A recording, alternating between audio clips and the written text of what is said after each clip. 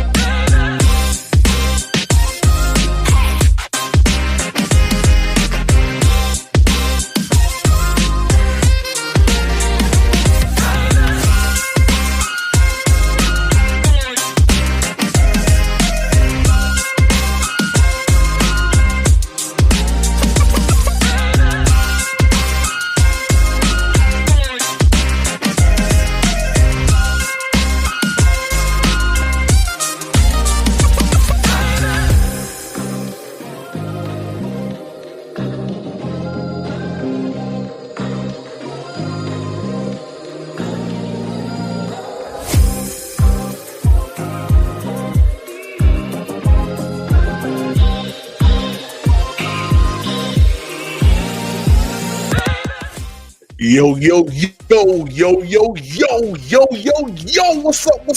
what's up, everybody? Yo, this is your host, Demetrius with the PPP, Panthers Prime podcast. Shout out to everybody in the chat, man. How y'all feeling, yo? How y'all feeling? What's good, FC Panther boy? What's good with you, my dude, Candy Girl? What's up, Candy Girl? How you doing? Nasty Swag Noah, what's up, man? What's good with your D-Cash? What's poppin'? Cool Kev, what's good, my dude? Hey, man.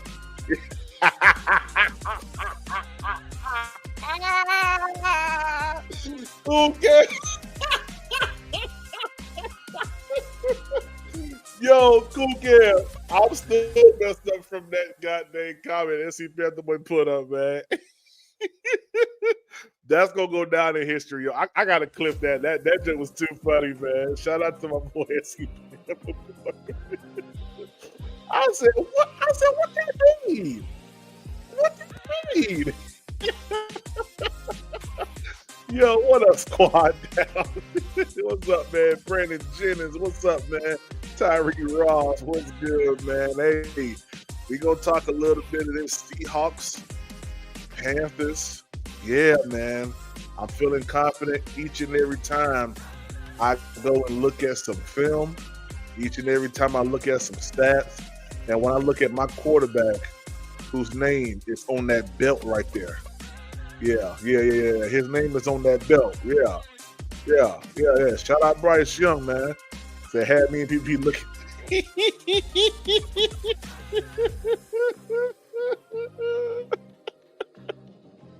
Oh my gosh, man. Let's get into this show. Man, y'all boys is funny, man. Hey, shout out to the Carolina Panthers, man.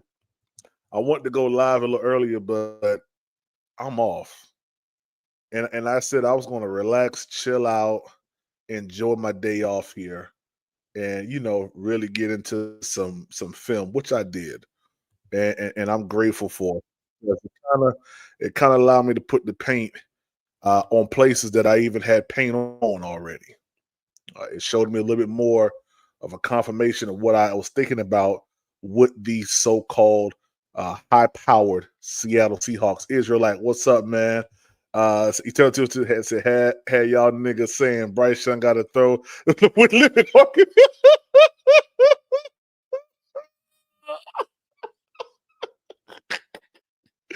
Hey man, y'all leave my boy SC Panther boy alone, man. It was a typo, man.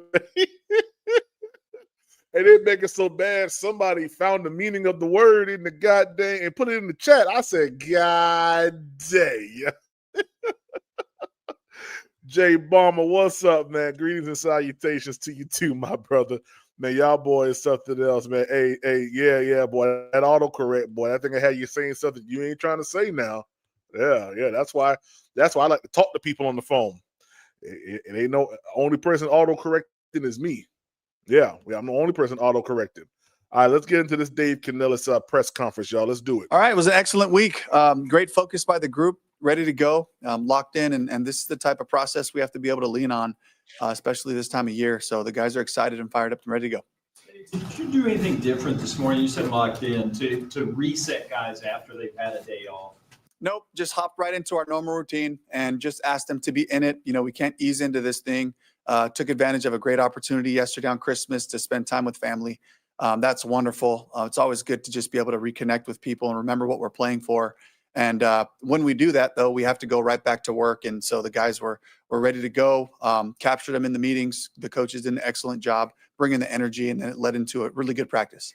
Dave, we haven't seen Trevin Wallace in 2 weeks. We obviously know his history of shoulder injuries. Can you give us an update on what's up with him? Yeah, Trevin had surgery on his shoulder, and he was a stud about it. And it was a playable condition, but it just wasn't.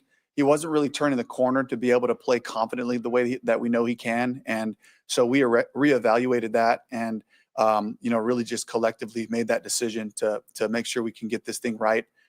Get ahead of it right now and rehab him, getting ready to go for the spring and get him. So just to let y'all know, Trevin Wallace is out for the remaining of the season. Okay, he's out. He won't be playing in the playoffs. It kind of sucks because just how successful the season has gone this year, man. Trevin has been a contributor to that. So I hate to see that because Trevin Wallace is my boy, man. Psychologically, yeah. Now see, hey, SC Panther boy. Now see, I know that word because I use that word quite a bit. But that other word had me in a headlock. I ain't gonna lie to you. That other word had me in a headlock, bro. But yeah, Uncle Gates, yeah. Claudin Sherrillis is going to step in, and he's going to do a good job. He's been doing a decent job the past 2 times that we have played. So I have no fear really in Trevin Wallace not being here. He said, "Don't worry, Sherrillis been doing a good job." That's a fact. Yeah. Nah. That one. No, I'm gonna tell you what messed me up. It was he wrote PHY. No, PSY. So I'm like, I see I see that, and then everything else that came. I was like, what are we trying to say here? Y'all ain't gonna let that go. I see y'all is not gonna let that go, man. My man said 27-30 Panthers upset. Yes, sir. Let's keep going, y'all. strong. This is, the shoulder injuries and those types of surgeries take time. If anybody out there has had experience with that, there's a lot that goes into it. So that's what we had to do there. And, Claude's ready to go, step in and keep pushing this thing forward. What about Turk? Yeah, Turk is day to day. We were able to do a little more stuff with him. He looked better each day. And right now, we're going to have to reevaluate him all the way through the weekend to see if we can get him back out there, knowing how important this game is, also knowing how important the next one is. But for Turk, just making sure that he can do his job well. And so he's trending in the right direction, but it's day to day. Let me tell y'all something. Turk Warden, you just go ahead and you relax this week. Yeah, you relax. Bobby Brown got it. BB and DB got it. Yeah, them boys got it, man. Unless you're gonna take Ashawn Robinson's spot, you ain't getting no more Bobby Brown reps. I'm gonna tell you that right goddamn now. You ain't getting no more Bobby Brown reps. I'm sick of that. Every time they run the ball, it's because you there and you just let them run right past you. We tired of that. No more. Dave, you have a chance to beat your third number one team in the NFC, which I wanted to ask about that anyways, but then come to find out the last team to do that was the 2014 Seahawks. So just what do you remember about that season, why you were able to do it, and what kind of lessons have you learned in that Packers game, in that Rams game, about what it takes to kind of face these teams? I love these opportunities because it calls upon your best, and it requires us to play our best football, knowing we're playing an excellent opponent in the Seahawks and the football that they've been playing now for a while.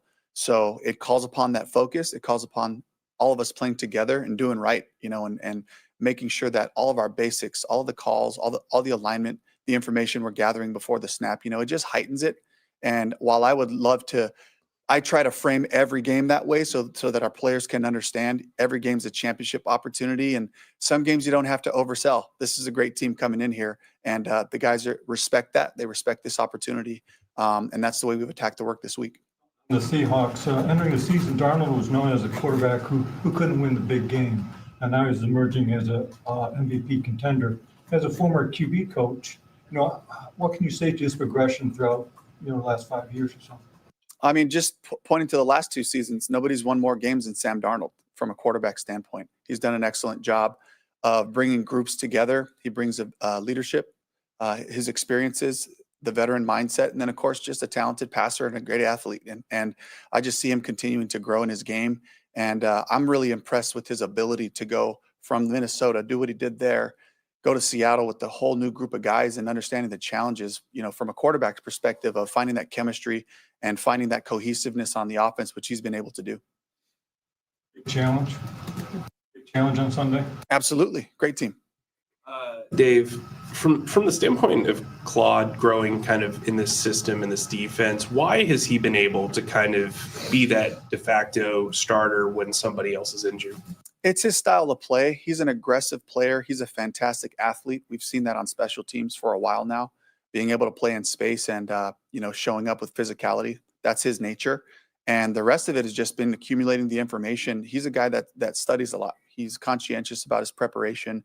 Pete Hansen does a great job with those linebackers. And then it's about opportunity and understanding, for Claude here, wherever, this opportunity, this moment is so critical and so huge for him. And I see a guy that's really focused and intent on seizing this moment. And he's a great teammate. He's a guy who doesn't say a lot, but he does whatever we ask him to do. And he's been a stud for us.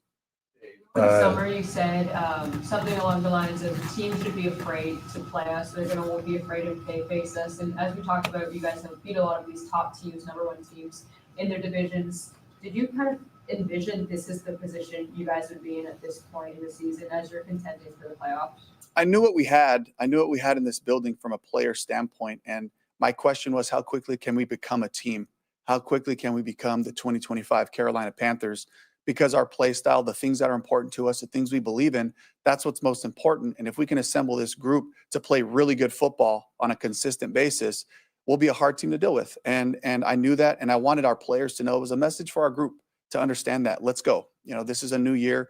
We have new challenges in front of us. Let's attack it with everything we have all together, and just really trying to, boost the confidence of a group, there was a bunch of new pieces, some young players, some veteran players coming from other places, and how quickly can we find good ball together? That's been always the goal for us. And we got another opportunity in front of us to find our best football. Good to go. T-Mac's good to go. He had a great practice today. As you can understand, this late in the season, things come up, and we work through those things, and he's been real pro about it, about getting his body ready and his mind right, being in tune when he's not out there full time. But today he had a great full practice, and he looked great. Curious what you've told your guys. We know what you said about not scoreboard watching. Yep. Have you addressed that at all with the players? I have not. Our focus has been on the Seahawks. That's a good enough challenge. This is a really well-balanced team. You talk about offense, defense, and special teams, the coaching staff as well. A lot of men that I really respect over there. They play good football. And so our focus and energy all has to be on a play-to-play basis, getting ready for the Seahawks coming in here. How has Icky responded returning to practice? He looked great. Worked through it through the weekend. Denny did a great job with his crew down there getting Icky ready, and Icky applied himself and tried. He took it all the way to game day last week, trying to get out there for his teammates, and was able to get back on the field this week and practice for us. All right, shout out to the Carolina Panthers, man. SC Panther boy said, I'm about to block the whole entire chat, so I'm gonna be the only one that comments.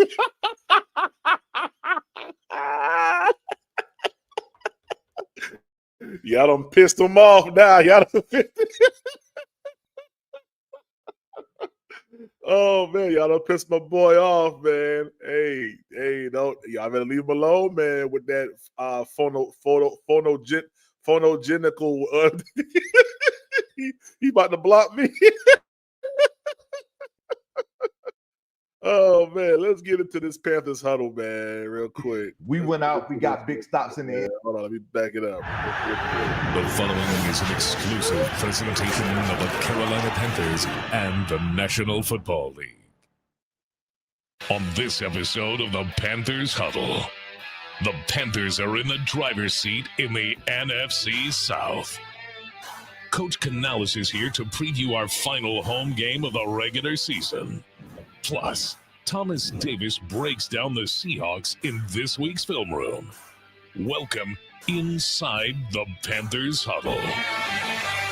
Hey everybody, welcome inside the huddle. We hope you had a very Merry Christmas. Kristen Balboni, Panthers legend, Thomas Davis, and TD. Certainly a big present for Panthers fans. The Panthers had to have it against the Bucks here at home last Sunday. They come out, they win that game, and take sole possession of the NFC South. How did they do it? Listen, they did it by getting it done in all three phases of football. Offensively, they did the job. Defensively, we went out, we got big stops in the end. In our kicking game, our kickers were phenomenal this game. Sam Martin getting the job done, 45-yard average with 2 inside the 20-yard line. That's great for us defensively. And then Fitz has been great for us all year, KB. Mm-hmm. Well, a little Fitz magic, right? He's our Fitz magic. Gotta love it. All right, but let's turn our attention now to another big home game, the last home game of the regular season. Yes, that is what we're going to say, hopefully not of the season as a whole. And I want to remind everyone of the playoff scenarios. I think there's a lot of talk about beat the Bucks week 18 and you control your own destiny. There's also another scenario this week. I mean, if you win against the Seahawks, which of course is a tall task, and Tampa Bay loses to the Dolphins this week, the Panthers clinch. Of course, if you beat Tampa Bay in week 18, the Panthers clinch. And then there is a very interesting scenario, TD, where the Falcons win out. Carolina doesn't have to win those last 2 games, and then Tampa Bay loses against the Dolphins. So a little bit convoluted there, but multiple paths for the Panthers. Definitely multiple paths, but this is a true indicator of what happens when you take care of your business. You win the games that you're supposed to win. Very important for the Panthers to lock in and understand how important this game is. And it's going to be a big one against the Seahawks, but we got to talk about that fan presence last Sunday. Really, the last 2 games, especially against the Rams and then against the Bucks. And we expect and hope for and want the fans to have that same kind of impact against the Seahawks. Listen, I know that it's going to be great. I believe in this fan base. I have seen them literally make this stadium extremely uncomfortable for the visiting team. And I know that this game, with everything that's on the line, the magnitude of it, especially with Seattle feeling like and thinking that they have a fan base that dominates when it comes to making other teams uncomfortable, that is so big, because when quarterbacks are making checks, in particular late in the game, and a tight end can't get it, a wide receiver can't get it. You talked about the delay of games, you talked about the false starts. Those are things that allow us defensively to have a competitive edge. And once we have that edge, in particular, like I said, late in the games, there's nothing an offense can do when we are clicking on all cylinders. And my challenge to the fan this week, KB, is going to be, if we had 3 false starts, we need 6 or 8 or 10. We need to have an impact on this game so that these players are locked in. They understand and know that this fan base love what they're doing, and that you guys are eager and excited about hosting a playoff game. I love it. True TD fashion. If you got this, let's try to double it. Let's try to triple it. That is how you got to where you were in your career. Let's talk about Seattle. As we said, this is a great challenge for the Panthers, and one that the Panthers have risen to. So Seattle, top team in the NFC right now, as were the Packers when the Panthers played and beat them, as were the Rams when the Panthers played and beat them. How much confidence does that give you as a player going into this game? KB, we want all the smoke. We want to show, we don't want to do it by, they had the easiest record going in and they played the worst teams. No, we played the best and they got our best, and our best was better than their best.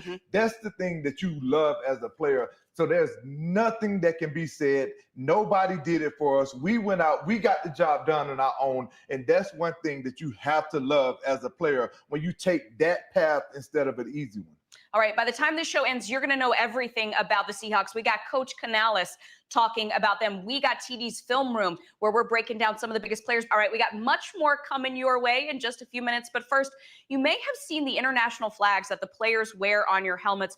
Right now, we're going to show you some of the backstories behind this.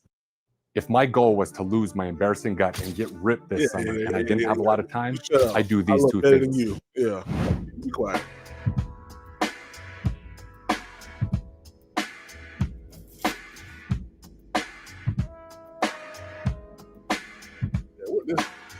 Beautiful, right? My name is Thomas Incoom, Chuba Hubbard, Princely Uman Mielen. My name is Yash Nyman. I am an offensive lineman, and I am representing Suriname. Nigeria. UK and Zambia. Ghana. Putting the sticker on the back of my helmet on game day allows me to represent my culture. I represent my culture proudly because I think it's. I'm trying to just get past it just because I have so. Joined by head coach Dave Canales. Coach, congratulations. Can't be playing that music on here. Let's go. To you and the team on the big win from Sunday. You now lead the division. How did it happen? Just unbelievable belief, resiliency, overcoming adversity in different ways, and the basics, taking care of the ball. And the Bucks gave us one at the very end, and that was the deciding factor in the game. And Bryce and the crew on offense did a great job of protecting the ball and making sure that we were able to play a clean football game. Couple of penalties, but cleaned up some of the things from the week before. Still had a few things that we can, get better at, but it was just all around just good football, being patient and coming up with huge plays when we needed them. You mentioned this in your post-game speech. We've talked about it plenty, but Bryce Young, 12th game-winning drive of his young career. What is the intangible quality that he has when the game is on the line? Consistency. And regardless of the moment, Bryce stays the same. And he executes the play the way it's supposed to be executed. And he filters out and dissolves distractions, filters out external factors, crowd noise, moments, right? All the energy and all that, sets it aside to just execute the play the way it's supposed to be. I love when we have him in those moments because he comes through for us in a great way. Coach, when you walked into the studio a few minutes ago, the first thing you said about that game on Sunday was the fans, right? 3 false starts, 1 delay of game. Can you tell us how big that atmosphere is for the team? It's incredible. We feed off of those things, and it also puts pressure on the opponent, and I don't mind saying this, it puts pressure on the officials as well. Yeah. And when there's a questionable call where, and the fans are aware of that and they start to make noise, it's like, hey, you're being held accountable right here by all these fans. This game means so much to you. But it is an advantage. It's an advantage for our pass rush on defense, the communication that the offense has to go through. And then for us on offense, when we make plays and the crowd goes crazy, it's momentum, it's energy, and we feed off of that type of thing. And it was incredible. The black towels waving and on their feet the entire time. It was a really special moment. It really was, and the opportunity for another special moment here again on Sunday, last home game of the regular season, Seahawks coming into town. We know that the Panthers are not afraid to take on and beat the top team in the NFC. First of all, what is that mindset as you go into an opponent that's got one of the best records in the league? Great opportunity, championship opportunity, and we really mean it, at this time of the year. But these are the games where I don't have to say a lot to make these guys really get up for these types of opportunities. They understand what it is, but it allows us to see where we're at. We love playing teams at their best. We love to play them when they're rolling on all cylinders because it requires our best. It requires the focus throughout the week, and it requires that kind of execution on game day. So this is a great moment, another opportunity for us to become us and really learn more about who we are and what we can do. Let's talk about Sam Darnold and Jackson Smith-Njigba. What do you see from that combo? Chemistry, putting up historic numbers. I see a guy in Jackson Smith-Njigba who, going into his second year, first of all, he's one of these rookies that came onto the scene 2 years ago and made an impact immediately. Yes. And now what I see is a guy who's just continuing to evolve with the game with Sam Darnold, and Sam distributing the ball where it needs to be, taking opportunities, taking shots down the field when the opportunities call on that. But it just comes down to chemistry, and they seem to have a really, really good chemistry going right now.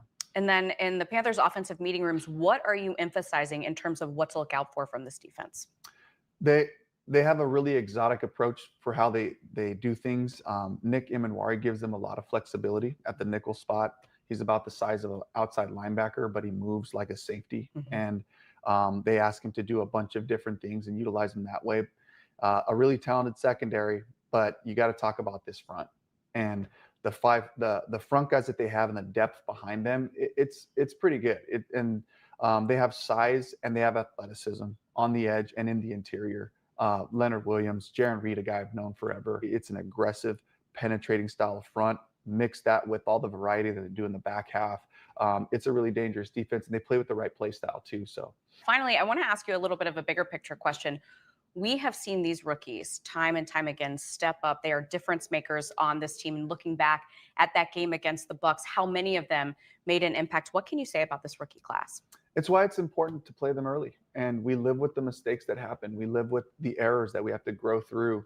But every mistake that these guys make, it pays dividends down the road because they learn from it. They take steps forward. They grow from it. But it's also a long season. And to watch these guys consistently take care of their bodies, be pros, and be into the game plan, asking the right questions. This is a group that's really committed. There's a lot of great leaders on this team that have kind of paved that way for them and shown them how to do it. But they're stepping into their own. And this is exactly the right time for them to do it. Well, Coach, we cannot wait for Sunday. We know the fans will be excited and bring that energy. We can't wait to see what the team does. Thank you. You better believe it. You better god dang believe it. Shout out to my boy, SC Panther Boy. He said, I'm ready to see more Hemi Horn and Demo soon. Oh, hey, I think that's going to happen this week.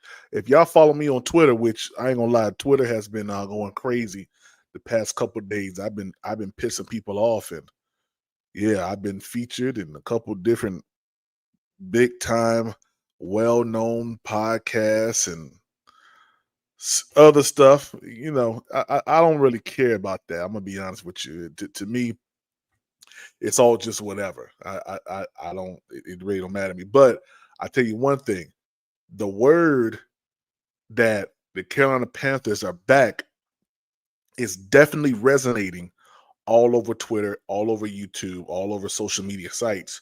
So I'm excited about what the Carolina Panthers are doing, and the fact that we haven't put our full totality of what we are on display yet. I think that'll happen. That PvP been trolling.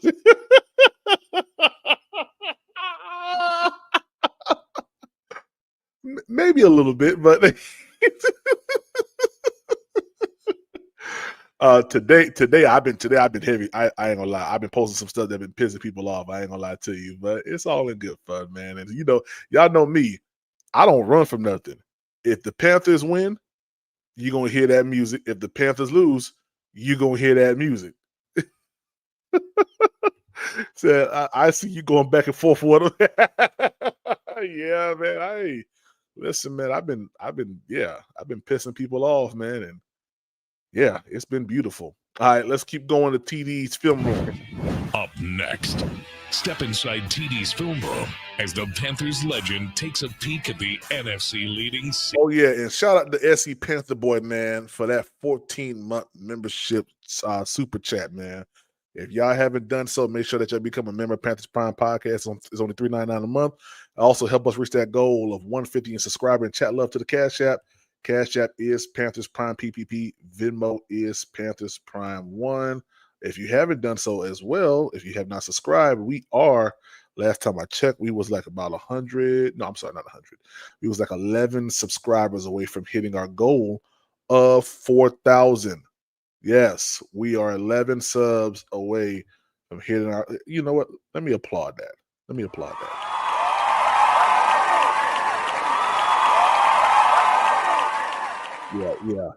Yeah. In less than 3 years, we hit the 4,000 mark. During bad seasons. Yeah, when I came in to being a podcaster, the Carolina Panthers were 2-15. Yep. Then last year we was 5-10 or 5-12, whatever it is. Now we're looking down the barrel of a 9-7, and in my estimations, 10-7 in the regular season. Yeah. So get ready for it, man. It's nowhere else but up. He said, dang. He said, blocking comments. Who's blocking comments? Yeah, who's blocking comments? Who blocked the comment? What you mean, Jay Grizzly? What you talking about, Jay Grizzly? I ain't block your comment. All right, let's go to TD's film room, y'all. Seattle Seahawks. Oh yeah, just to let y'all know, I beat the Yellow Grits off of Jay Grizzly and Madden. Let's go. On the Panthers Huddle.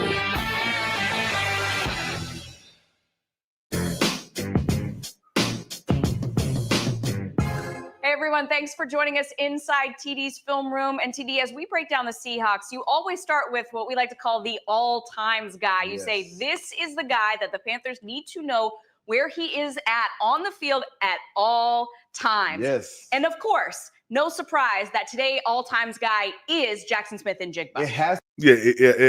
Ain't no lies now. Yeah, Jay Grizzly, ain't no lies. Ain't no lies now. Yeah, I knocked the whole meniscus off of Jay Grizzly when I played him. Not the whole ACL, MCL, plantar fasciitis. I knocked it all off of him. Yeah. Knocked it straight on off of him. Hey, we can always load up, sir. Yeah, let's go. And shout out to Will Robinson, man. Will Robinson said, let the streets know we back. Let's go, yo. To be KB, this guy is playing phenomenal football. He's probably going to be the guy that gets a lot of recognition at the end of the season when it comes to wide receiver rewards. But him and Sam Darnold have a connection that we knew that this kid was going to be able to have and be a special player coming out of Ohio State. And we're going to jump right into the film. When you look at Jackson Smith-Njigba and what he's been able to do, we're going to highlight for you guys right now. This is him down here at the bottom. And when you look at this defense right now, it looks like they're playing a quarters coverage right now, which in quarters, it usually leaves this corner out here on the island and him playing. Yeah, quarters coverage. It looks like it. You got him. Actually, this looks like cover 6.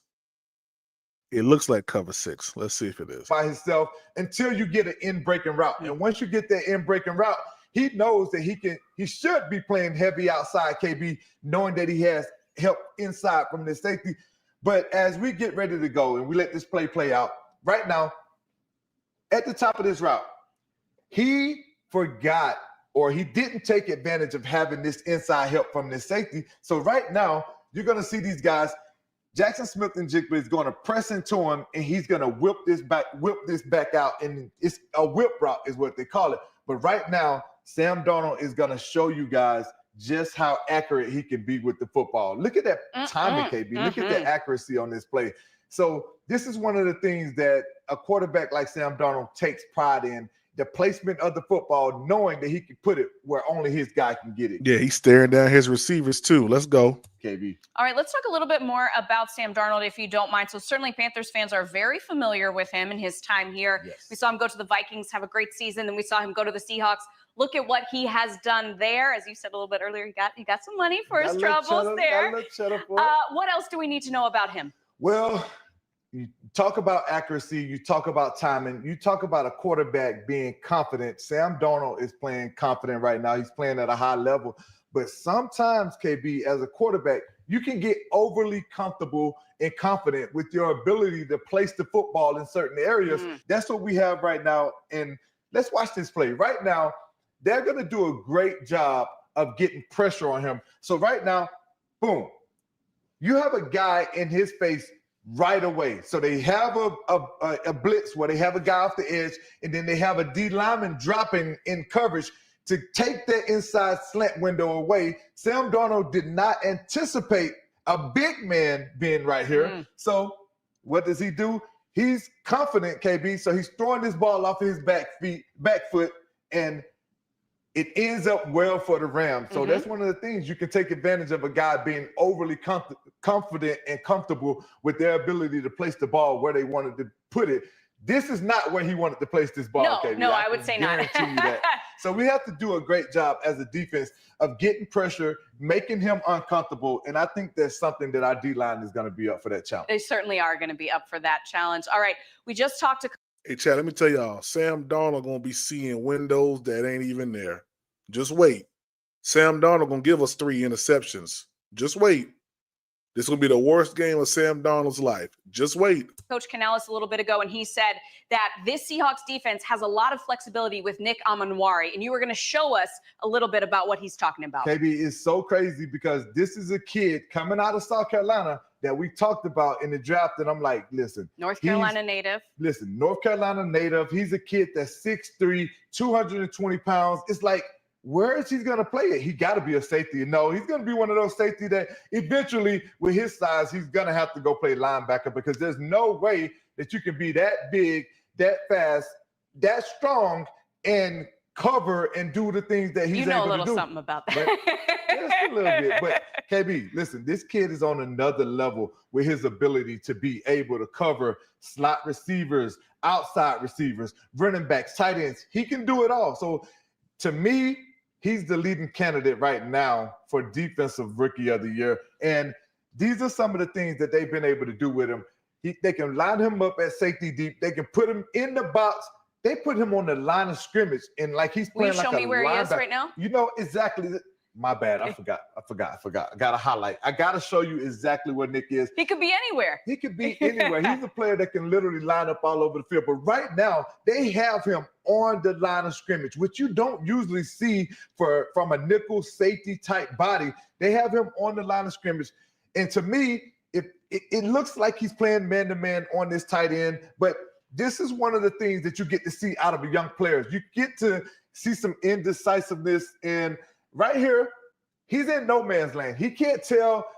To me, it says, okay, he has this man in coverage. So he's hesitant, like, oh, do I cover him? But you forget a different component. When you're coming from the back end and you're that close to the line of scrimmage, that was one of the things that I had to get used to and understanding. You got to do a great job of reading, running past. That's one of the things that we can take advantage of. But I talked about his athleticism and his ability to make plays. This kid, KB, is a playmaker. He makes plays all over the field. So even right here with being confused, he has that ability to get back down and make this play. He didn't stop the first down, but he definitely contributes to this team in so many ways. We got to know where he is at all times. Another all times guy. TD, it is always great to look at this film and to know what the Panthers are talking about in the film room. They're having the same conversations as they get ready for this big Seahawks game. All right, coming up, the Pro Bowl selections were released earlier this week. We are talking about who made it and who should have made it from the happy for him. And like you said, we're going to pass all down that. With the people's opinion of Panthers fans as well. Listen, he absolutely was snubbed. Coming back. Yeah, we're going to pass all that. That's all that. Well, then, keep pounding. You've been watching the Panthers Huddle. Yeah. Shout out to the Panthers Huddle. Yeah, shout out to the Panthers Huddle. Yeah, I don't know why we only. I don't know what's going on with y'all in the likes. We winning, and y'all ain't hitting the like button. You know what? Let me do it. Yeah, let me do it. Where my like button music at? Where is that? Hold up. Wait a minute. Hold. Where my like button music? Yeah. It's a new one. Hit the like button. Like button. Like button. Hit the like button. Yeah, hit the like button. Yeah, hit the like button. Yeah, hit the like button. Like button. Yeah, hit the like button. Hit the like button. Like button. Like button. Hit the like button. Yep. Hit the like button. Like button. Yeah, like button. It's got 71 watching on YouTube. We should have 71 likes. Hit the like button. Like button. Yeah, like button. Yeah, like button. All you gotta do is double tap the screen twice. Like button. Yeah, hit the like button. Yeah, like button. Like button. Yeah, like button. Yeah, like button. Like button. There you go. Like button. We almost there. Like button. Like button. Like button. We ain't done. We ain't done. Like button. Here we go. Yeah. Yeah. My boy SC Panther boy. Hit the like button. Yeah, like button. Hit the like button. We almost there. Like button. Yeah, we almost there. Like button. Yeah, we almost there. Yep, we almost there. Like button. Hit the like button. Hit the like button. And while you're at it, also do this too. Subscribe and like. Yeah, we ain't going nowhere. Yeah, subscribe and like. Like button. Yep, like button. Hit the like button.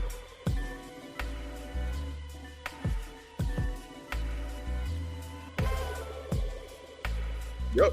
We get 4 more, we gonna keep rolling. 4 more, we gonna keep rolling. Like button. 4 more likes, we gonna keep rolling. 4 more, we gonna keep rolling. Hit the like button.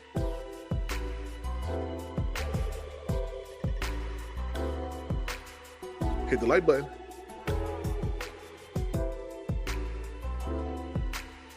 Like button.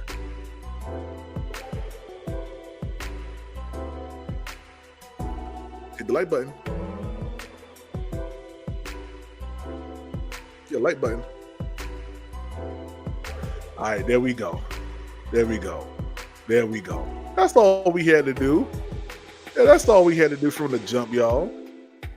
All right. Hey, links in the chat. Yeah, hit that like button, man. Yeah, hit that like button. Hey, Quantum, what's up, man? What's wrong with him, Quantum? Yeah, what's wrong with him, Quantum? Yeah, hey, why did I hit the like button?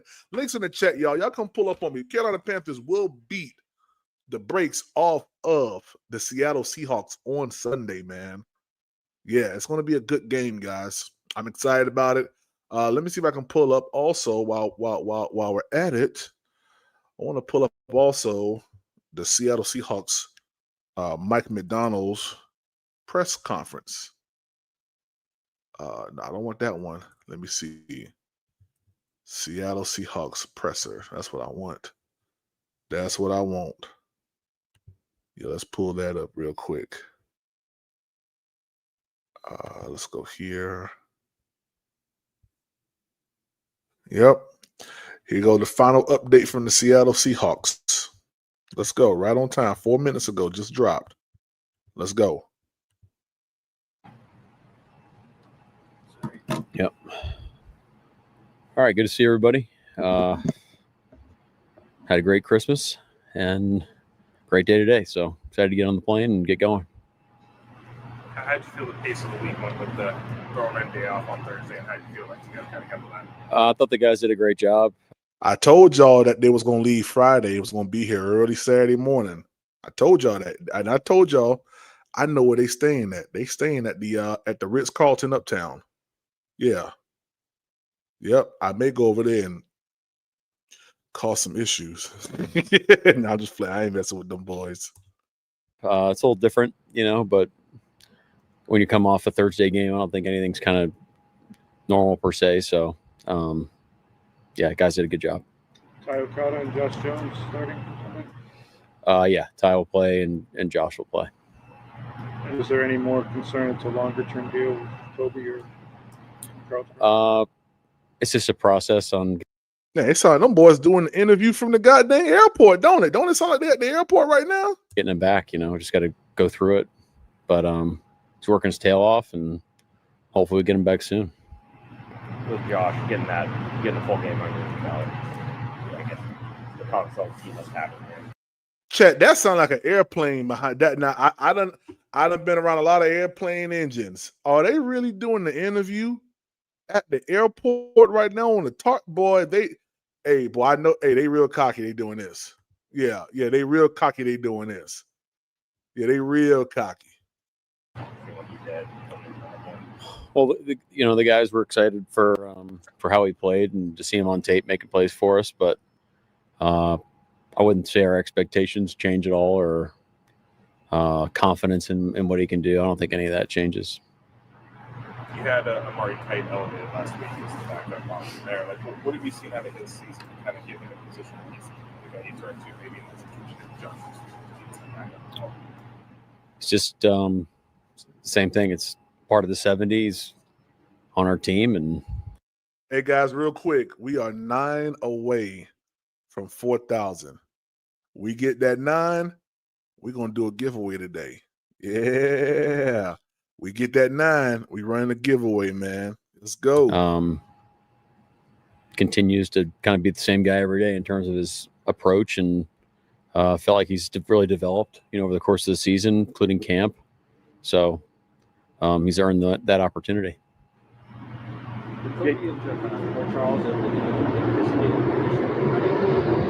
Yeah, they're working.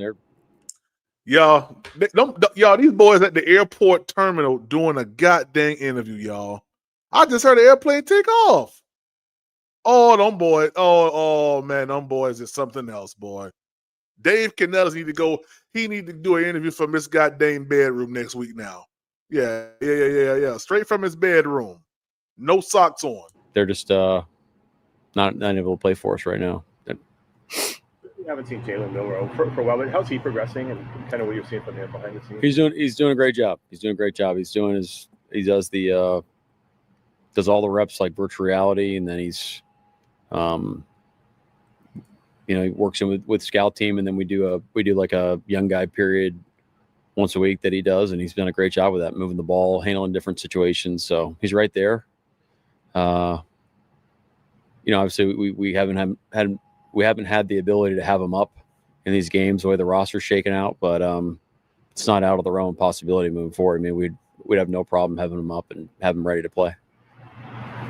Sam's second year in a row with a new team doing some pretty ridiculous things, statistically and all that. Is there something about his makeup you think that allows him to come to a new place and have the success he has 2 years in a row? Yeah. I just speak to who he is. It's just, I don't know what the right answer is on that. Honestly, I can't give you a good one. I know he's steady and he's a great teammate, and he makes great plays as a quarterback, and he does that a lot. And when you do that, you're going to put yourself in position to win games. So I think it's really that simple. Rico Dowdell, that's pretty big games for them. What have they? I guess when he's been really successful, what have you kind of seen now? They're committed to the run game, and they find ways to get him to it in the pass game. And he's a really good player. He can catch out of the backfield, and then in the run game, I mean, he's decisive. He's heavy. He's elusive. He wins after contact. I think he sees it really well. So overall, he's just a really good player. They got a good scheme. They got a good offensive line. It's kind of all of the above. Was today a normal Friday, or did you a little more? Yeah, today's normal. Yeah. What do you thought of Cam Akers since he's been here, and Velus Jones comes to fill that third role for you? Yeah. Yeah, both guys done a great job. Cam's been great, and both are kind of right there for the third back based off of how the roster's going. So he's ready to go if needed. So excited to have him. Alani and Surratt, how are they doing recovery-wise? Yeah, really, really well. We got to make some decisions based off of how many slots we have left. But those guys have done a tremendous job. They're there working, and they're coming right along. They're good. How many slots, meaning the number of guys you can bring back off of IR? Yep. Still nothing new on Torrey and the Cardinals. He's got a cross. Yeah. Sorry, I have nothing on him. Is there a time you expect to know something with him, or is it just truly a day-to-day thing? Yeah, I really think it's a matter of if we're going to get there or we're not going to get there. It's just, if as a coach, it's like, yeah, of course we want him back yesterday, but it's just not the way it works. So the more time you spend worrying about it, you're going to drive yourself crazy. So he's working really hard. Our trainers are doing a great job. It's just, it's the nature of the beast, Is it a shin? What is it, a fracture splint? Shin splints? It's been a bit. I mean, it's a shin. I'm not a shin expert, but it's a shin. Right now he can't play full speed. So, and the shin is the problem.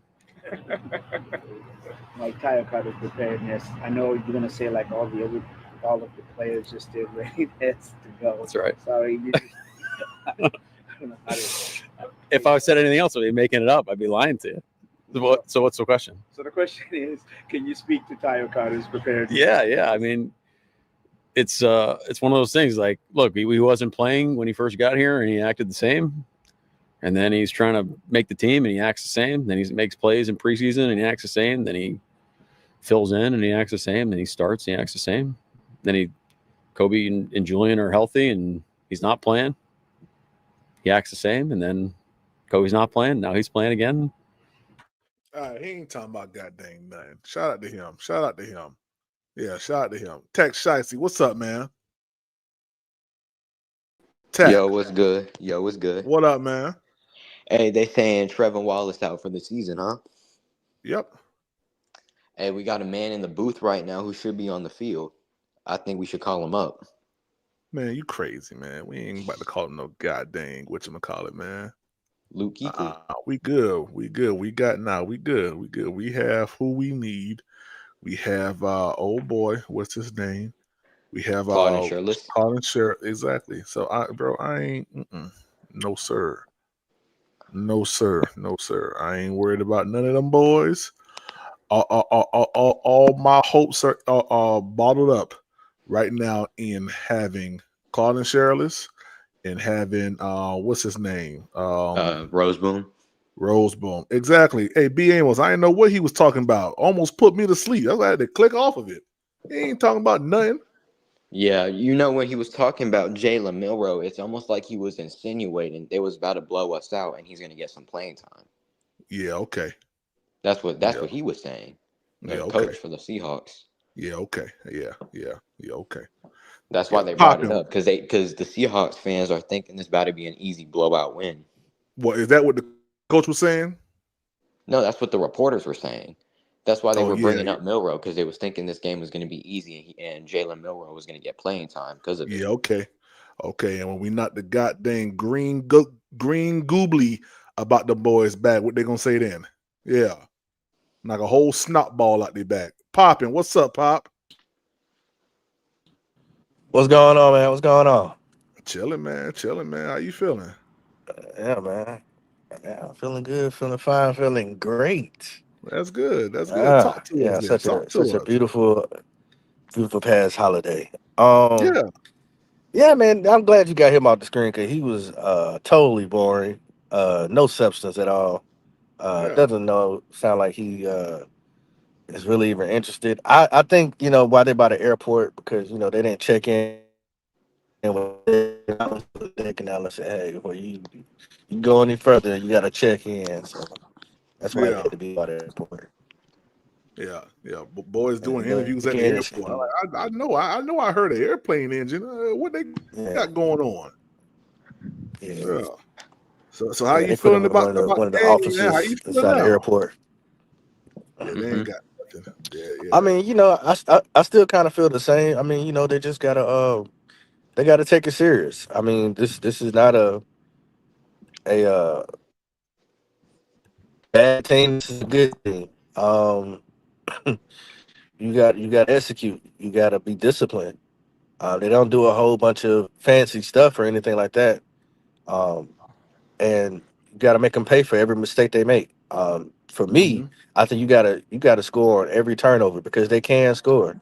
And like I said about Sam Darnold, he's been seen to be get punched in the mouth and still get up and play. So this ain't the same Sam Darnold. Everybody keep let go of the OC Ghost. He ain't seen Ghost in years. So I think he's over Ghost. You know, I'm not taking him lightly. But we got to shut him down.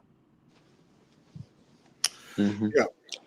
And you know what else? When teams tend to beat really good teams like Seattle just did, they tend to overlook their mistakes of that game because they tend to find their mistakes in that game irrelevant. Notice how Mike Macdonald never talked about how there was things that they needed to clean up. It's because they think there's nothing that they need to clean up because they just beat the Rams. I feel like with Seattle, I think like they're going to be coming into this game arrogant, thinking that it's just going to be another walk in the park for them. And they're going to fail to clean up their mistakes because there was a lot of mistakes in that Seattle game.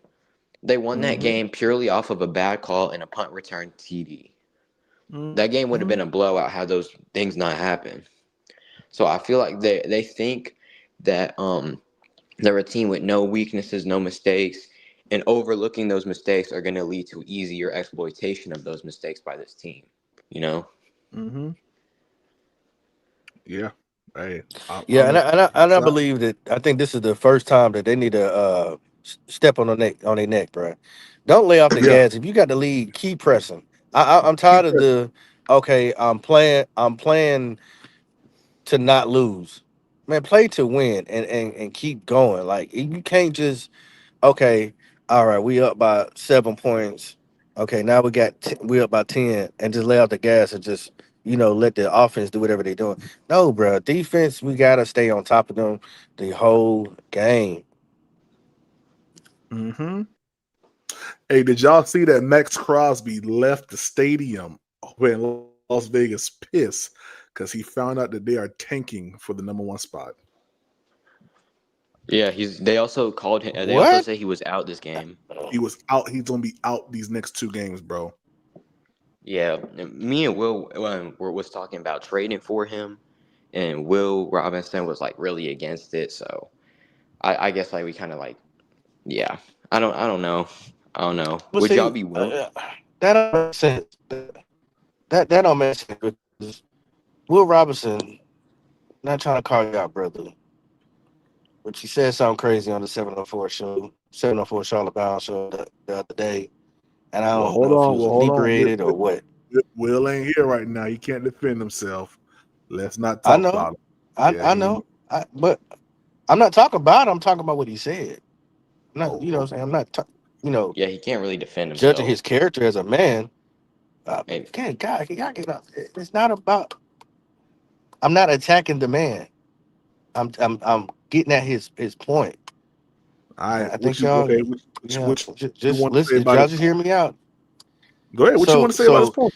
If because he was talking about Henderson for Cincinnati.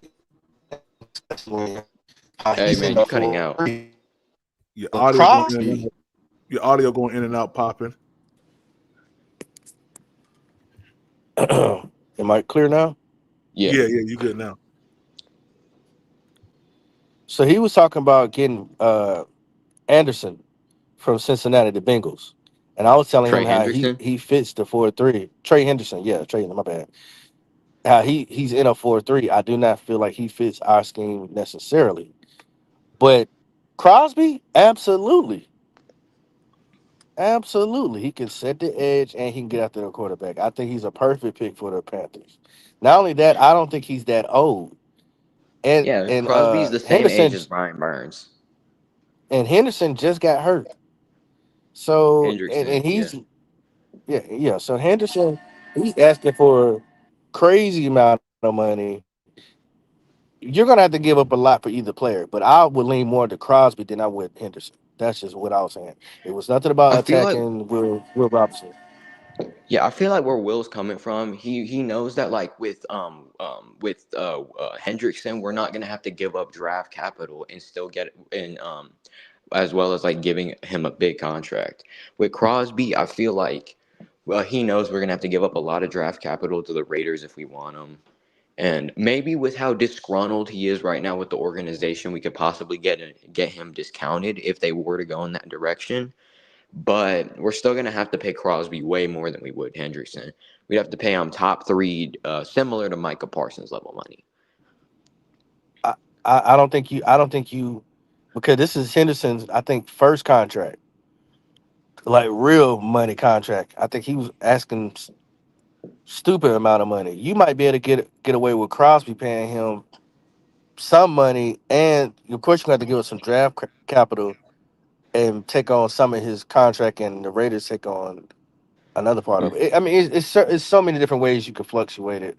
But I would rather take Crosby at 27 years old compared to Henderson is like 30, 31, 33. That's just Yeah, me. because like Hendrickson is most likely going to be like 32, 33 next year. I was telling Will this. I was telling him that that for edge rushers, these are like the years of regression for him. So I don't want to like pay him a decent contract and him not and be ineffective. So we already saw this year that he was not as good as he was last year. So like mid-30s is when like edge rusher, because we see this with Cam Jordan too.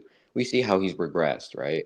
It's like edge rushers tend to regress around like early to mid-30s. I feel like with Crosby, he's still like mid 20s, late 20s. So yeah, I'd much rather have Crosby. I just don't think that Hendrickson would be worth the money we pay him if we were to sign him. I just don't think that. Not. Absolutely not. Yeah, we already learned that lesson from Jadeveon Clowney. I don't want to do it again. Oh gosh, don't ever call that man name again on this show. Yeah. Gosh, him or Justin Houston. Yeah, I was thinking Justin Houston and Brian Burns was about to go crazy, but he did nothing. Yeah, boy. What do you feel about that PvP? Would you rather have Crosby or Henderson? Oh, give me Crosby all day. Yeah, and like give me Crosby. I feel like if we believe in our guys right now, with who we have, I feel like we have to. I feel like we trade our 2027 and 2028 first. I'd be fine with that, or maybe not even a 2028 first, 2027 and 2 seconds. Hey, look at this. I feel like other people on board with us too. Look at this. Max Crosby has left the building after the Raiders informed him that they will shut him down the last 2 games. Make the call, Dan. Boy, Max Crosby on the Panthers takes us right directly to Super Bowl contention. Well, we can't get. I ain't gonna jump out that window, but it's definitely playoffs. Oh man, straight to Super Bowl, straight to that old bowl. Yeah, that old bowl. Yeah. I ain't pulling up with a spoon on that one. Yeah, I'm gonna let y'all have that one. Yeah, I got that. Yeah, absolutely. But don't get it twisted. Don't mean I don't want to go. Absolutely, but you gotta there's some speak other those things things. I think we're going to go. I don't think with just adding him takes it to the Super Bowl. We got some other things. We still need linebackers too, baby. Come on now. We gotta be all the way honest. Yeah, but like we can like draft a linebacker in the first round. What if I was Dan Morgan? This is what I would do. First in the first round. If you give up your first round to get Crosby, hold on. No, How you gonna not do that? not this draft. Hear me out. First round for Crosby. Hear me out. Because he ain't gonna be there after this season. Okay, yeah, but hear me out. This draft, what we do is in the first round we take the linebacker of our choice, whether it's Sonny Styles or CJ Allen. Then in the second round, we do a trade with Las Vegas, right? where we give up our second that year, the first next year, and then the first, and then the second of the year after, and then maybe like a player or something, and maybe another third just to sweeten the deal, and then I feel like that's what we would do. So you want 2 firsts, a second, No. a I player, said a second that and draft, a second, then next year a first, and then a second, and then a third. so 2 seconds, If I 1 was Dan, third, I and would 1 call him up first. about a possibility of trading for that amount.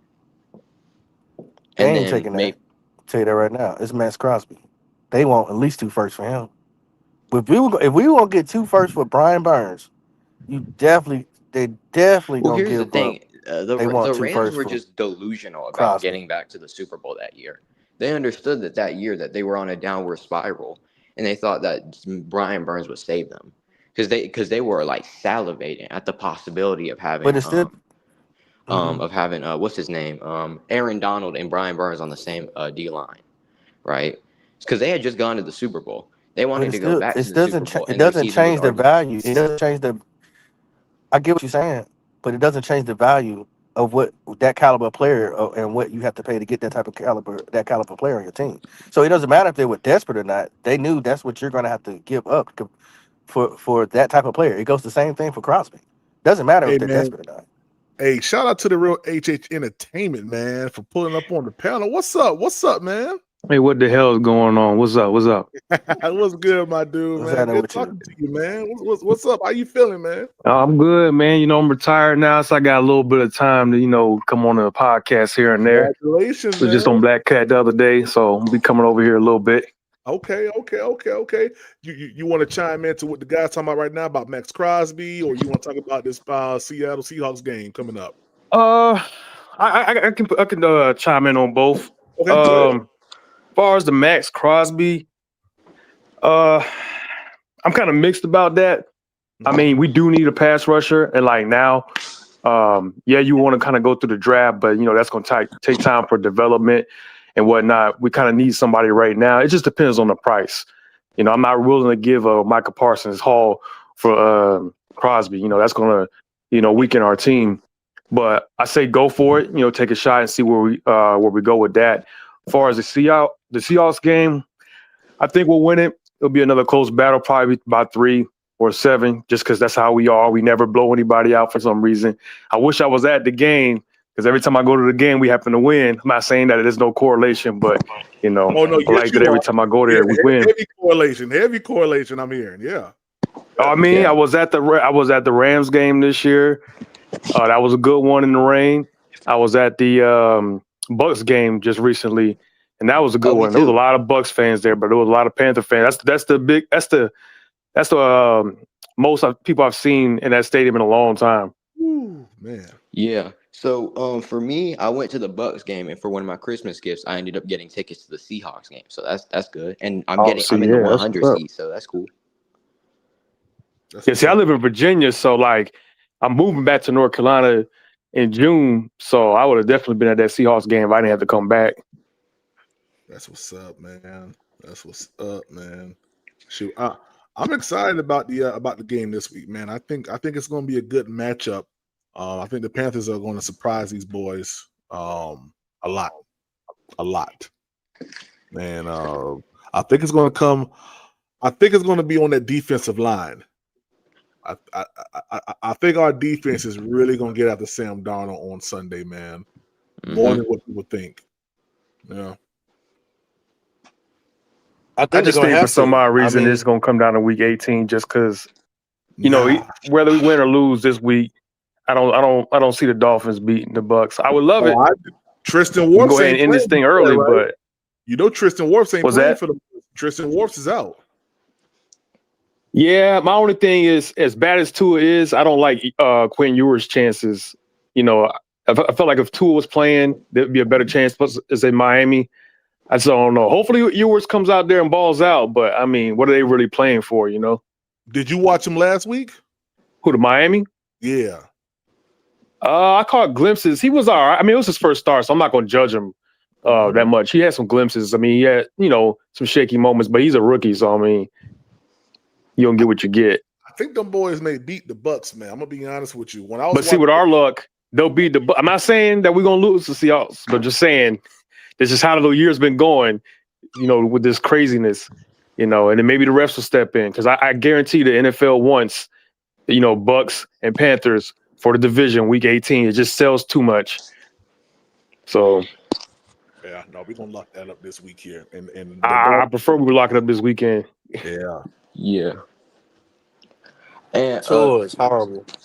So, and going back to the Max Crosby thing, the reason why I don't think the Raiders would probably ask as much is because they have no leverage when it comes to Max Crosby.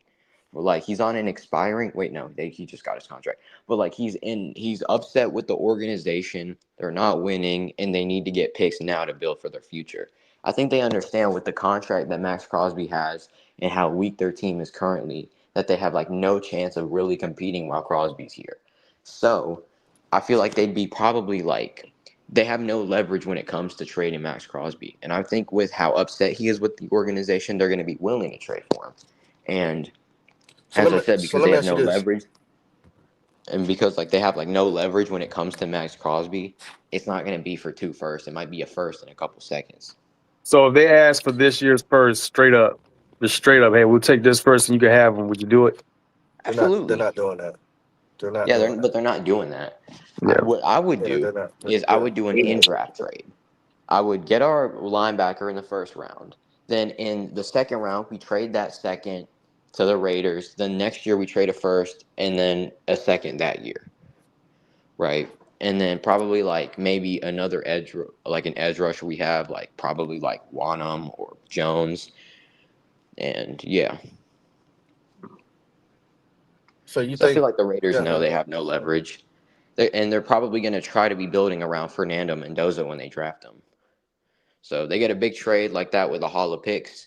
They're going to want to build around their quarterback because they understand that they need to build around him. And Max Crosby being there does them no favors with the cap space he's eating up.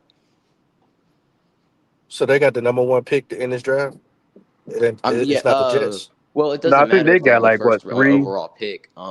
They're probably going to end up with a second, and they're tanking right now. So they're probably going to wind up with the second or first, depending on if they beat the Giants. But either way, Giants are not taking Giants are not taking a quarterback. So the Raiders are most likely getting Mendoza. So I mean, unless the Jets trade up, and they got the ammunition, and they got the ammunition for it. That's what I was about to say. Because I think the Jets are the one that's going to move up. Because they got but that's why the Raiders are tanking because they play the Giants this week. If they lose to the Giants, 2 more games left, the number 1 overall pick. They should have tanked 4 weeks ago. Well, because if the Raiders lose, they'll jump up ahead of the Giants for that pick. Yeah, and then the last week of the season, they got to play the Chargers. No, they got to play the Chiefs, which they're not a good team, but their defense. I don't know. They look all right yesterday. Yeah, they look all right. So I feel like the Raiders are going to end up 2-15, go to the number 1, get the number 1 overall pick, get Fernando Mendoza, and then once they get their quarterback, that's when we strike. In the second round, we give them our second. They probably going to want to build the next year's first, then a second there. Y'all go ahead, fellas. Go ahead, keep going. If anybody want to come on the panel, y'all go ahead, hit the link real quick. I'm gonna take this call real quick. If you want to come on the panel, hit the link real quick. I'm tired of building other people's teams. So even though I would like to get Max Crosby, I'll pass if it ain't a beneficial as far as trade value. And I want us to sucker somebody out of some picks for a valuable player. And we kind of did. We kind of been doing that lately. A little bit, yeah, we have. I agree, but this is a hell of a start. And we still need depth and a lot of more pieces. And we got people to pay too. Right. So I would love to get Crosby, but it's not my first agenda. I want to build this team all the way around. Yeah. Because how much you think Coker's going to probably garner, this offseason? Like $10 million a year. Yeah, that's what I was thinking about 10. Yeah. Maybe 10 years, 3 years. I'll be honest with you. I think 3 years, $8.2 million a year. I mean, they gave Tommy 10, didn't they? No, they gave Tommy a little. Was it 10 or close to 10? They gave him $8 million a year. So something like about around there sounds about right. But I mean, Coker's upside is way more than what Tommy's were, so he might get a little bit more.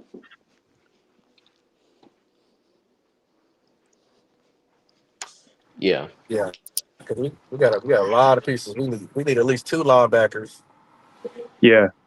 We need another edge. We need linemen for sure. Because none of our linemen Yeah, I mean, outside I feel like we still have free agency when it comes to that. So, but I mean, we ain't some got positions you we ain't can. got we got a whole bunch of money either, bro. We ain't like Yeah, I'd rather go 100 million. linebacker in a draft though. yeah. I feel like for D line, and for for the depth of D line and other things, I feel like that's where we can go. We can go in free agency. I feel like for a linebacker, we go in the draft. Yeah, because these linebackers that we've been getting lately, they've been okay at spots, but they get hurt a lot. And we need somebody, it's like I feel like every linebacker we get gets hurt, or they're just not good in coverage. We need to get a linebacker that's going to be here for a while, that stays healthy. Yeah, so that's why I wanted to take either Sonny Styles or CJ Allen this draft. Yeah, I like that. And I feel like if we were to trade for Crosby, the difference between the Cowboys trading him and us trading for Crosby is that the Cowboys were not necessarily rebuilding more as they were retooling. That's why they wanted those picks. The Raiders are rebuilding. So when trading away Crosby, they know they have no leverage when it comes to them, and they know they have to get rid of him. So if we give him a decent haul, they're going to get rid of him. Because especially with, it's not like Crosby is there in a stable relationship with them. Crosby, I think he wants out because he's upset with the Raiders. He has a winning mentality, and quite frankly, how long has it been since the Raiders had a winning mentality?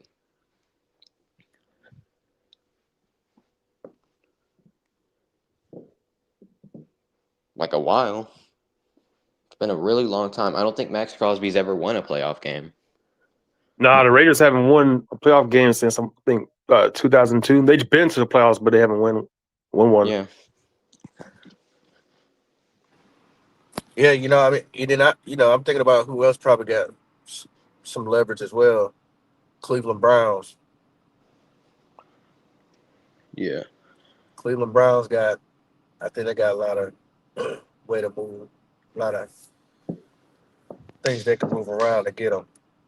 It's not just us.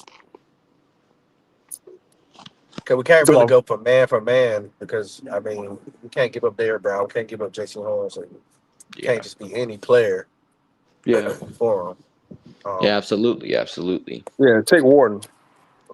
Yeah, let them take Wharton. Yeah. I feel like they're going to think Wharton what about Princely? Nah, that should be the player we give up. Princely? I wouldn't be mad at that. Princely? Yeah, I wouldn't be mad at that. I don't think they'll want Princely though. I think they'll probably bite on Wharton because their GM is stupid. Who's their GM? John Spytek or something? Is they? Yeah, John Spytek. They might look for O-line piece. They might look for O-line piece because their O-line is pretty trash. So they might look to us to get O-line.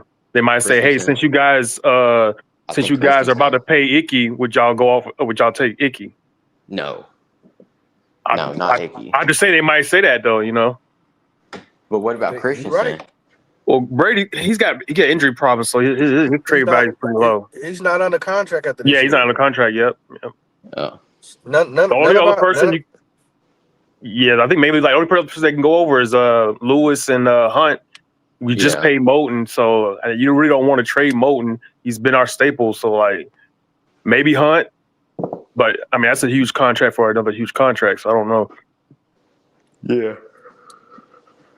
Yeah. But yeah, as of right now, when it comes to trading Crosby, the Raiders have no leverage when it comes to him. He's upset with the organization, and I think he wants out.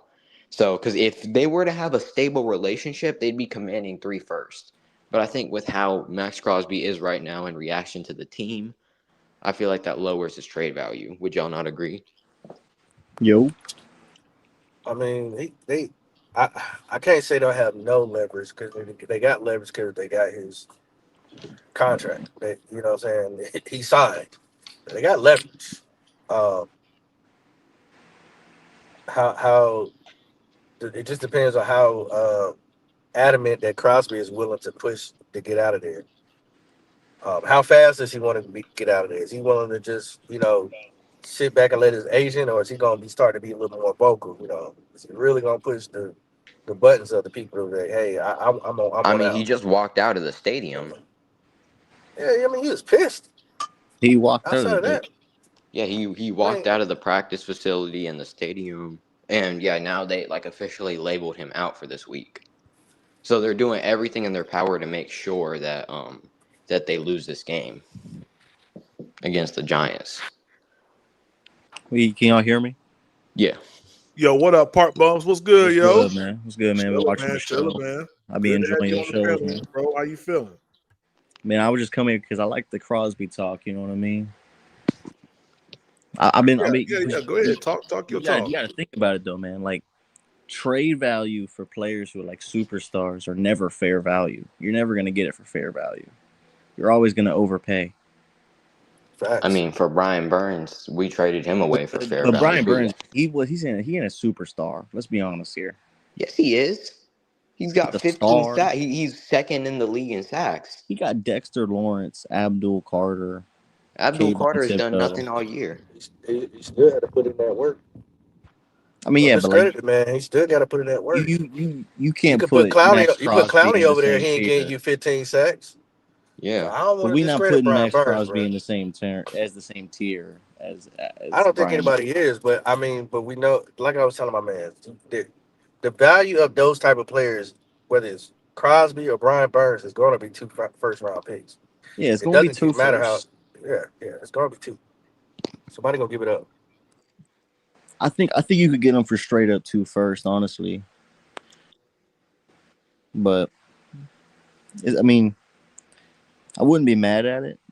I feel like we got a lot more holes than just an edge rusher. Yeah, that's why I was thinking that we do the 2027 and 2028 firsts. Yeah, that could be done. And then we take CJ Allen in this year. I think you would have to do that after the draft is over, like Micah Parsons, like before the season. Or I feel like you can do it in draft. And like, because when you do in draft trades, they teams tend to like not really make the best choices because they might be thinking they're getting like a deal. Instead, they might be getting fleeced, you know? I feel like with the pressure of an in-draft trade, like... I think the only way Max Crosby gets traded is if he actually wants to get traded. Because the Raiders don't want to trade him because they don't... Why would they? Like if Max I feel like Crosby wants to get traded, though, because he's mad with the organization, and he literally called them out for tanking. I mean, yeah, but like... Yeah, but he ain't came out and said I want to be traded. I mean, we're just speaking of hypotheticals. Yeah, the same dude 2 months ago that was saying like publicly that he wanted to be a Raider for life. I mean, we don't know what's true. You know what I mean? I mean, yeah. How many players have said they wanted to be on their team for life and got traded? I mean, exactly. You don't. I mean, you just gotta. Because like Myles Garrett, when he did that whole thing, he was going to get. He didn't retract that statement. It was money. That's all it was money for Myles Garrett. Like I said, the man walked out pissed off. Until we officially see that his agent comes out and said they asked for a trade, we might as well just leave it where it's at on that. Hey, I just saw Sports Track. Drop the trading edge Max Crosby post. It said new teams acquired the 2026 $30 million, 2027 $29 million, 2028 $27, 2029 $28 million. Raiders dead cap 2026 will be 5.1. They'll save 30.7 mil if they do it. Crosby's 2029. Crosby's 29 million to 2027 salary becomes fully guaranteed March 13th, making this a 2-year, $60 million contract for practical purposes. That's a very tradable contract. Yeah, very tradable contract. That's very team friendly for the team trading them too. Yeah. Yep. But are they gonna be friendly when they for what they ask for though? I think if it gets messy, like I think Max Crosby makes it messy, where like he starts like doing what Myles Garrett did, like but like never really like it was like real, like he would get traded, like it would be guaranteed because a player like that, if he makes a fuss enough, he's gonna get traded. Like Micah Parsons, I mean, he got traded because it was he actually wanted to, and they never really settled their differences, so it was bound to happen. I just And I'm posted not that on the really- screen for y'all to see, guys. Yeah, that's what's up. That's actually I'm very not- cheap player. Not necessarily sure if I would want to give up. Like I said, it's a luxury to have them. It really is. It really is. Like I said, I think we got bigger matters. We still trying to figure out if Bryce is the guy or not. For some people, I think we're past that in some regards. Hold on. No, not me. But So I'm not. me? I'm not trying to. Let me get Park Bums and popping off the stage real quick. So- Get off the stage. Go Hey, ahead. PPP, let me put my 2 cents on the Bryce situation. Go ahead. You So good. I stand where, I mean, these last 2 games are going to determine a lot, but I don't think if we don't make the playoffs, let's say we just didn't. All right, the way he's been playing lately, I don't think it'll be because of him. Right.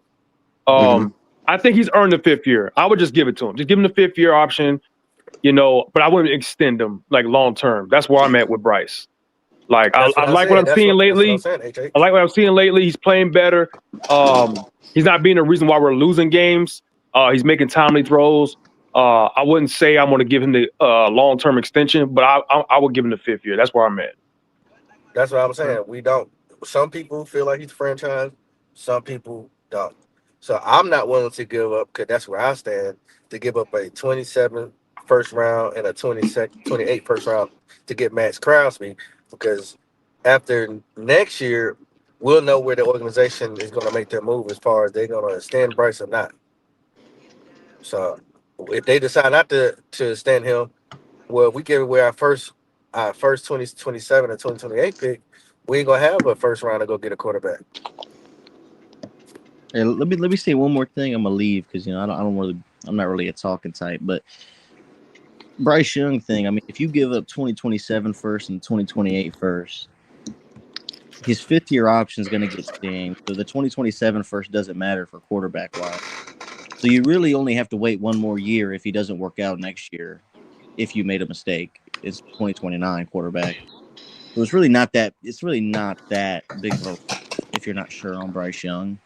If you really think about it. Yeah, but at that point, JC is old. I'm gonna get up out of here, oldish, man. I appreciate right then, and Derek Brown is getting up there in age. It's like, Bums, I appreciate you, man. I really do, bro. I don't know how to work this thing. Go ahead, real HH Entertainment. Go ahead. no, I'm saying you kind of got to make your decision when it comes to Bryce and try and trade future first for Max Crosby because JC Horn is he's still in his prime, but you can't expect these guys to still be who they are in 3 to 4 years, especially a corner. So you gotta be careful when it comes to, all right, we trading these first away, how we're going to move about with Bryce. So like I said, if he takes us to the playoffs this year, let's say he wins a game, I would still stay on that 5th year. I wouldn't extend him because we've seen quarterbacks win a playoff game and then for some reason fall off. Daniel Jones is a perfect example. Tua getting to the playoffs.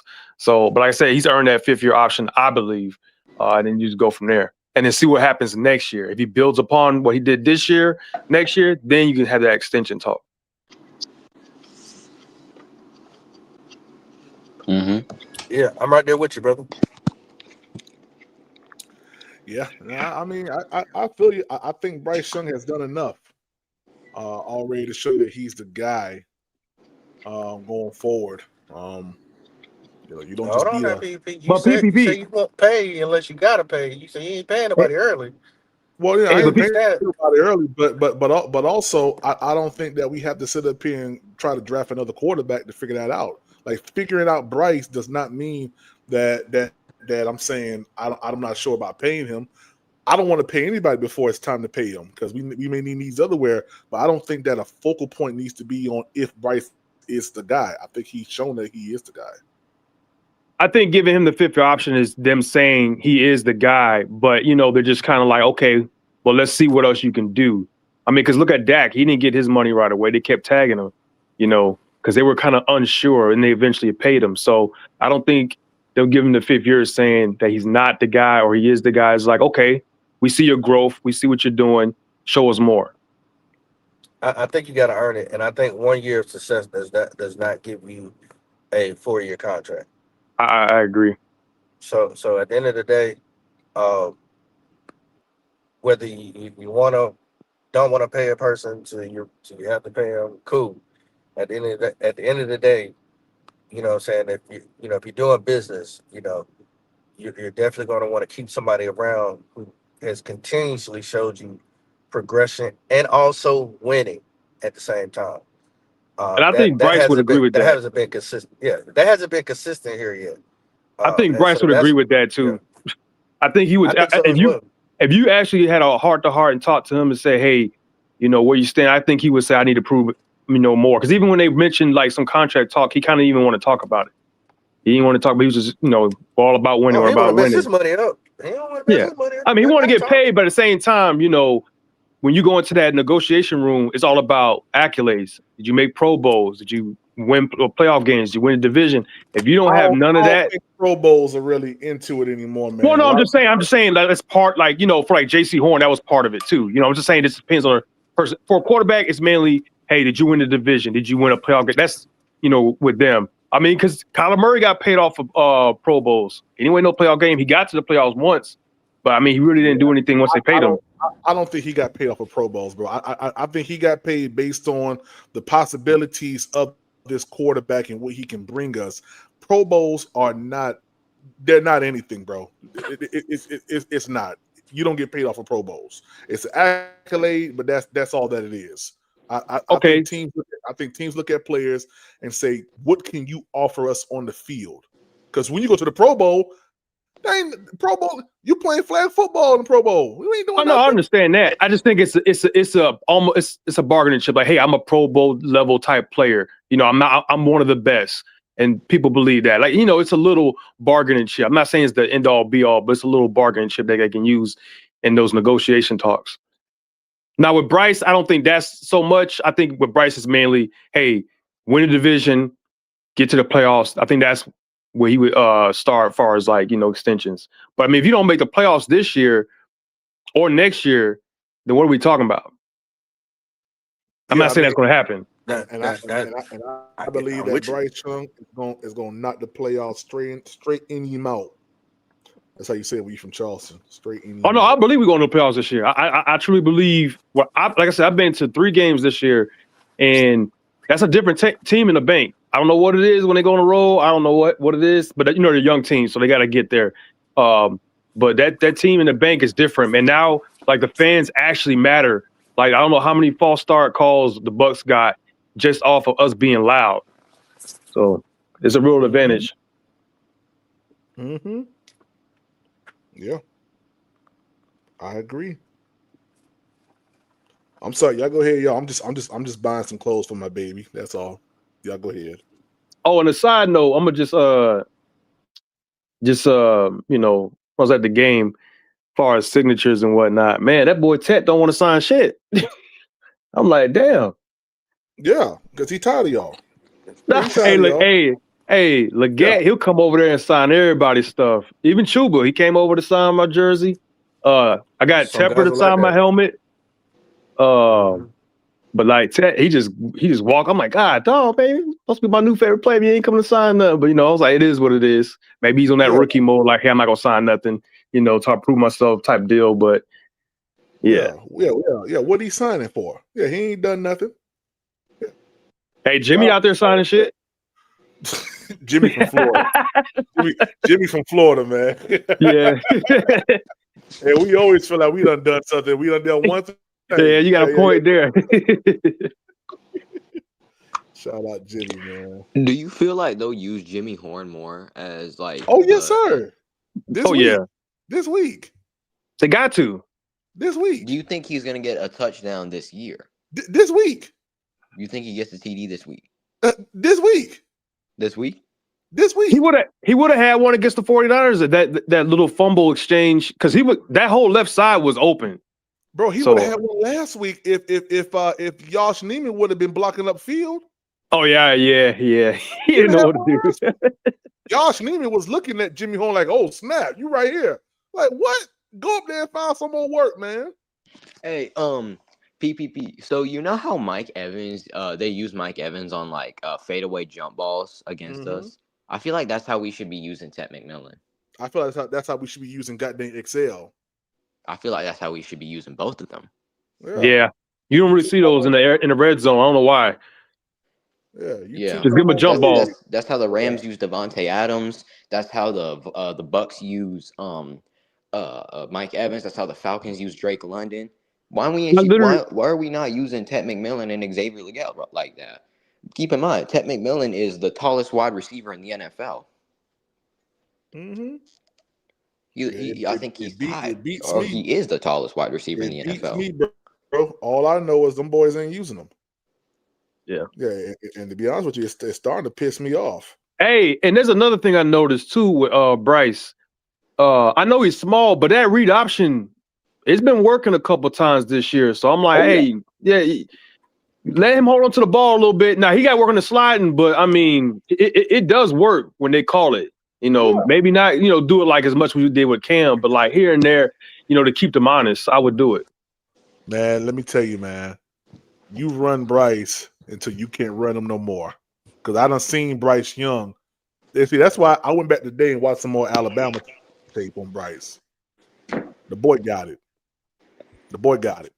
And now he's in the system where Dave is calling plays like, man, go out there and make it happen. The boy can do it. He can run that read. Yeah, we're going to see that. Yeah. The only thing that really concerns me the last few games is with the run game. It hasn't really been hitting. Once we get Rob Hunt, it'll be straight. Yeah, but to Bryce's credit, he has kind of like, the past game, it hasn't been elite, but it's been there to kind of pick up where the run game hasn't. But I would like to see the run game kind of get back. Like, I really haven't seen it since the Rams game. Kind of want to see them get back to where they need to be. Mm-hmm. Yeah, I feel you on that. I'm pretty sure it's going to happen. I mean, it has to happen. Yeah. Seattle got a good defense, but like this is a West Coast team coming to the East, 1 o'clock game. You know how that is. Sam back in Charlotte, he might start seeing those ghosts. Mm-hmm. So yeah. I think JC gonna get one. Listen.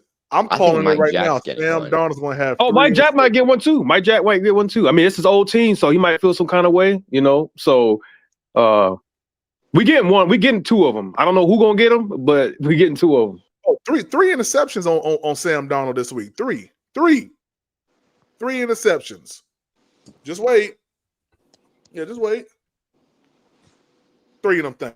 Yeah, especially I feel like Seattle's coming into this game overconfident after beating the Rams. Well, they know they have to win this game because they got that 1 seed on the line. But you know how we are against 1 seeds. It ain't gonna be the first time that we've knocked one off.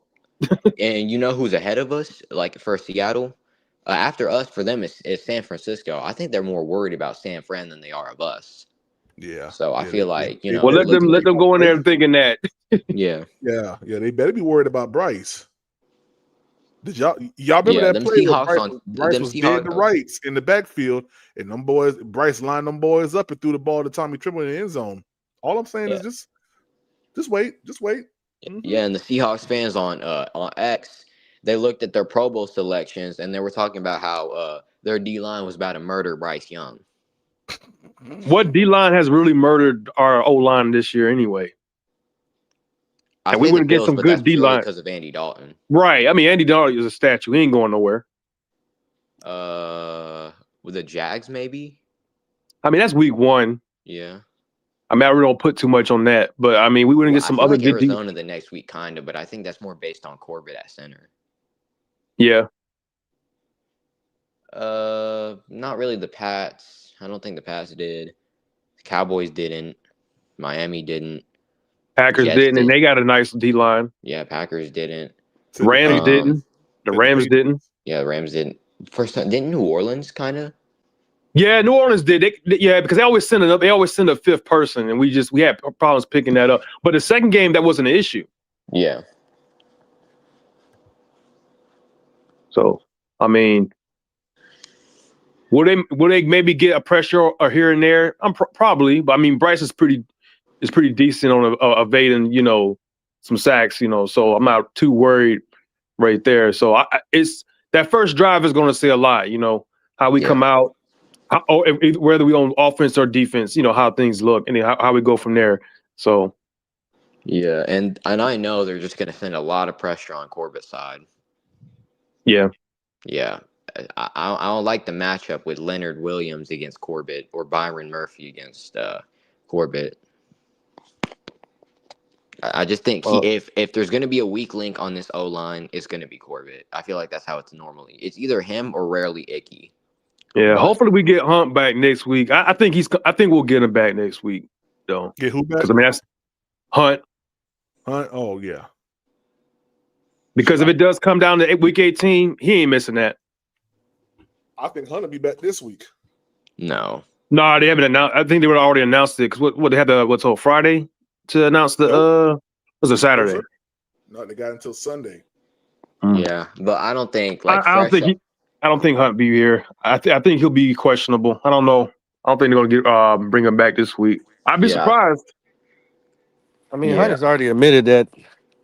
That, you know what I'm saying? He's not in like football, pretty much football shape. Yeah. He's probably healed, but he got to get back in shape because it's just like if you played any sport before, you can be healed from your injury, but you got to get back in game shape. And that's just something that you can just do overnight. Mm-hmm. Yeah, that's what I was explaining to other people. Like, he might be, like you said, physically healed, but that muscle memory, that continuity that you have to guys, you got to kind of build that back up.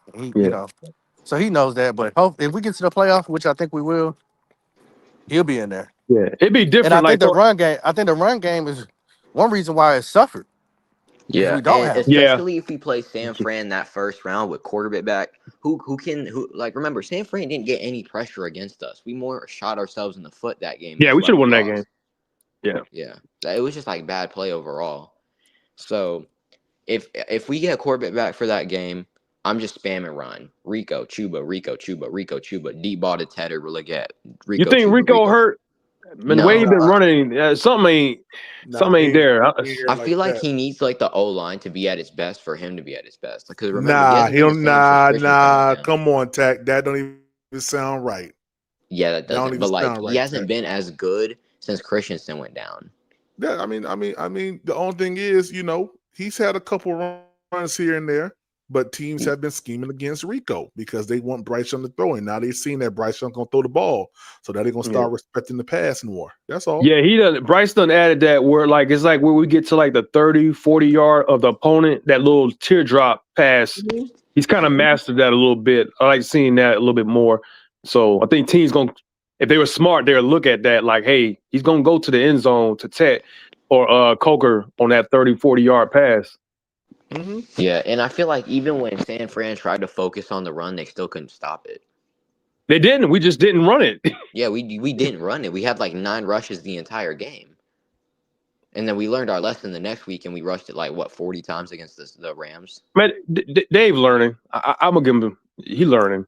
He's a second-year head coach. So yeah, he's getting better. Just like I said, I'm not fully sold on Bryce, but I'm going to admit he's gotten better. It's the same thing with Dave. He's getting better. You fully sold. Oh, no, you fully sold. No. He's my quarterback, but I got to see more. Hey, here we go, y'all. I got a poster of him for Christmas in his jersey, so I got to be fully sold. Okay, hold on right quick, Tat. Check this out, y'all. Hope, belief, everything's right in front of us still. And to give ourselves a chance to continue to play meaningful football this time of year, they've earned that. Let's go! Here we go! Talking about the Panthers having destiny in their own control now. McMillan makes the catch! This is about the Carolina Panthers finally getting winning football back to Charlotte. We know what they had today, dog. You the fucking juice right now! Last week it started, right? For us to be able to string together 3 good wins. Now we got to go get 2. Let's go! Touchdown! Throws, and it's picked off the 30. Picked again. Mike Jack. It's Coker in stride. It is all in front of the Carolina Panthers, seeking that first playoff berth since 2017 and that first division title since 2015.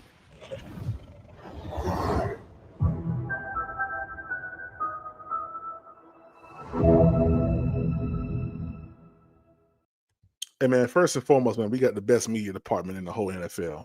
I just want to let y'all know that. We got the best media department in the whole NFL. I looked at some other people's media department. They junk so dry. That joint so dry, chat. It don't make no sense, man. But shout out to ours, man. I ain't gonna lie. Uncle Gates said, "Put that nigga up like a put that nigga up like a baby." Yeah, man. I tell y'all what, you know, it'd be funny if the What? Panther fans went out there with the scary movie mask or a ghost mask on at the game. Oh man, that'd be crazy. Just the that time. would be crazy, bro. That'd be crazy. Just everybody wear all white Panther jerseys with a white ghost mask. White ghost mask. Yeah. Boom. Hey, you know they reusing the throwback end zone for this game? Yep. Mm-hmm. Yes, sir. Yes, sir. Yes, sir. Mm-hmm. We're gonna do the same thing we did last week. Yeah. Yeah. And you know why if or when we go to the playoffs, because you know I'm always an if person. If there's a chance if something doesn't happen, it's if. And when even it's a very small chance we don't make the playoffs, it still has to be an if. If we make it to the playoffs, which I'm not saying we won't. Win. Yeah, win if. No, ain't no win if. Okay, fine. Ain't no When word. we make it to the playoffs. There you go. When we make it to the playoffs, I need more confidence, man. All right, when we make it to the playoffs, I feel like if we play San Fran that first game, they're gonna have to be playing on our terms. Because remember, we had to play on their terms, right? That it was like Monday night, their terms, their stadium, jet lag. Mm-hmm. Now they're gonna have jet lag against us. More than likely, it's gonna be a 1 p.m. game. We're gonna see like San Fran not exactly be at their best. If Bobby Brown's out there, I'm gonna think McCaffrey's gonna be less explosive, and with the inconsistencies and their poor defensive play, I think if we rush effectively, we can like have them play at our speed.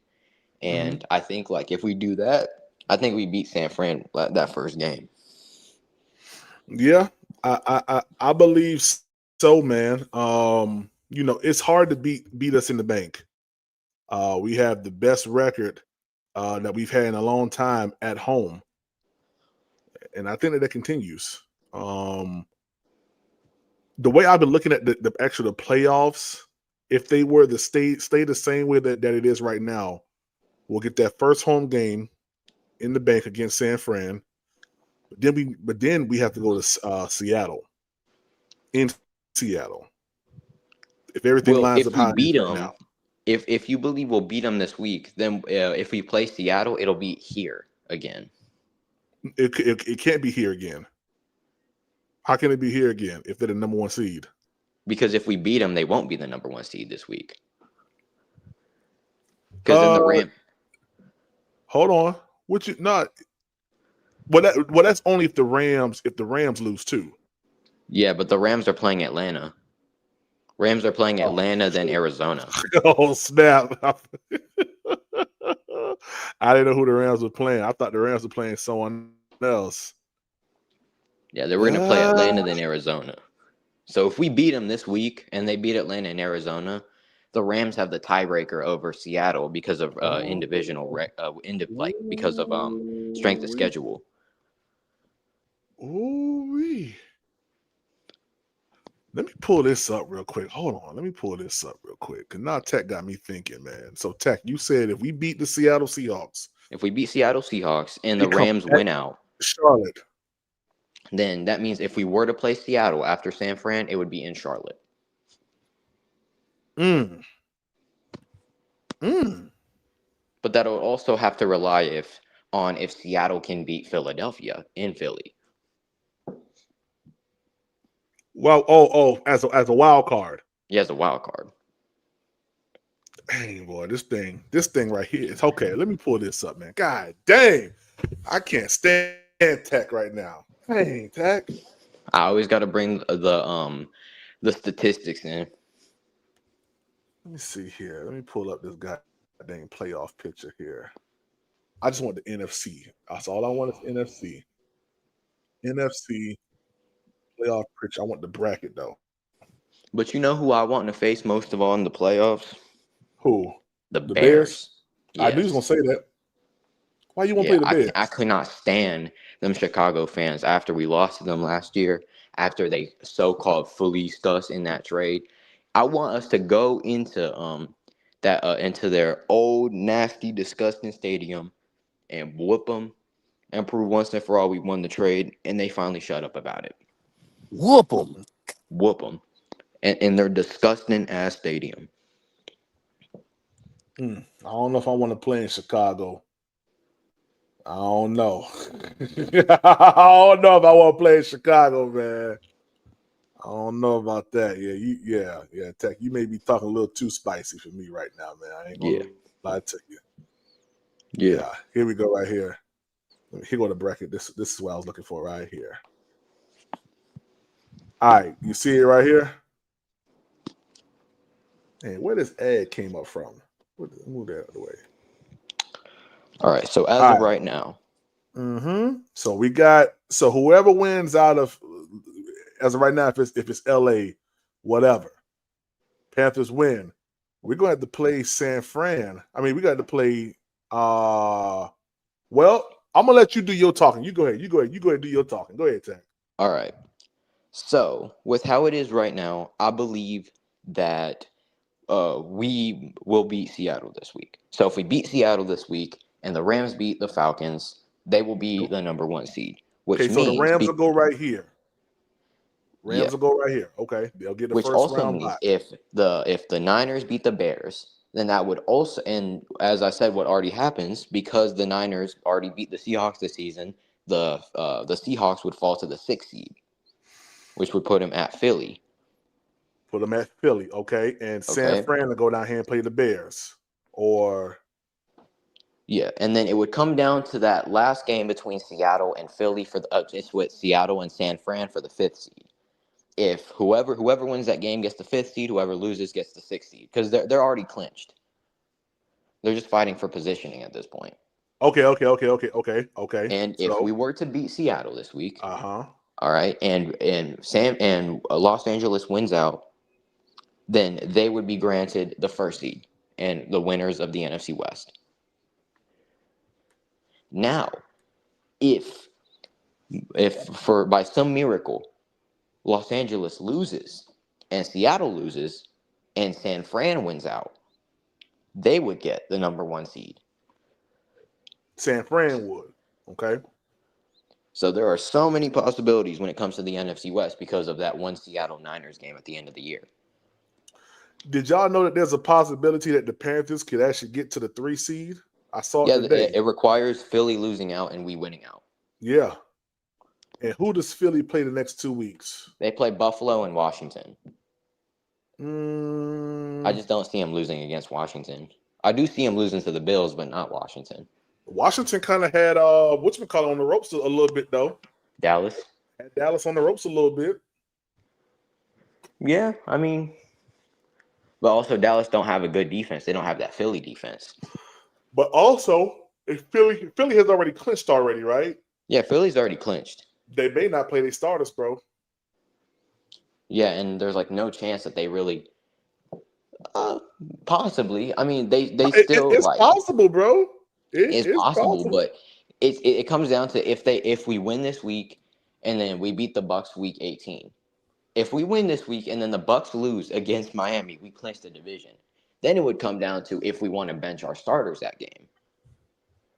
Shout out Melo, man. Shout out Melo. Let's go, Melo. I appreciate you for that, Melo. He said I can go here and do the. All right, where I go at, Melo? Playoff predictor. All right, Melo. You better not have brought me to some old scam site now, Melo. You got to watch Melo.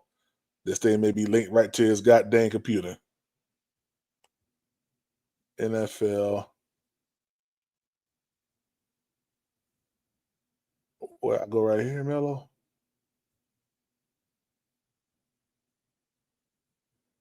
Week 18. Why I say week? Mello, why it look like this?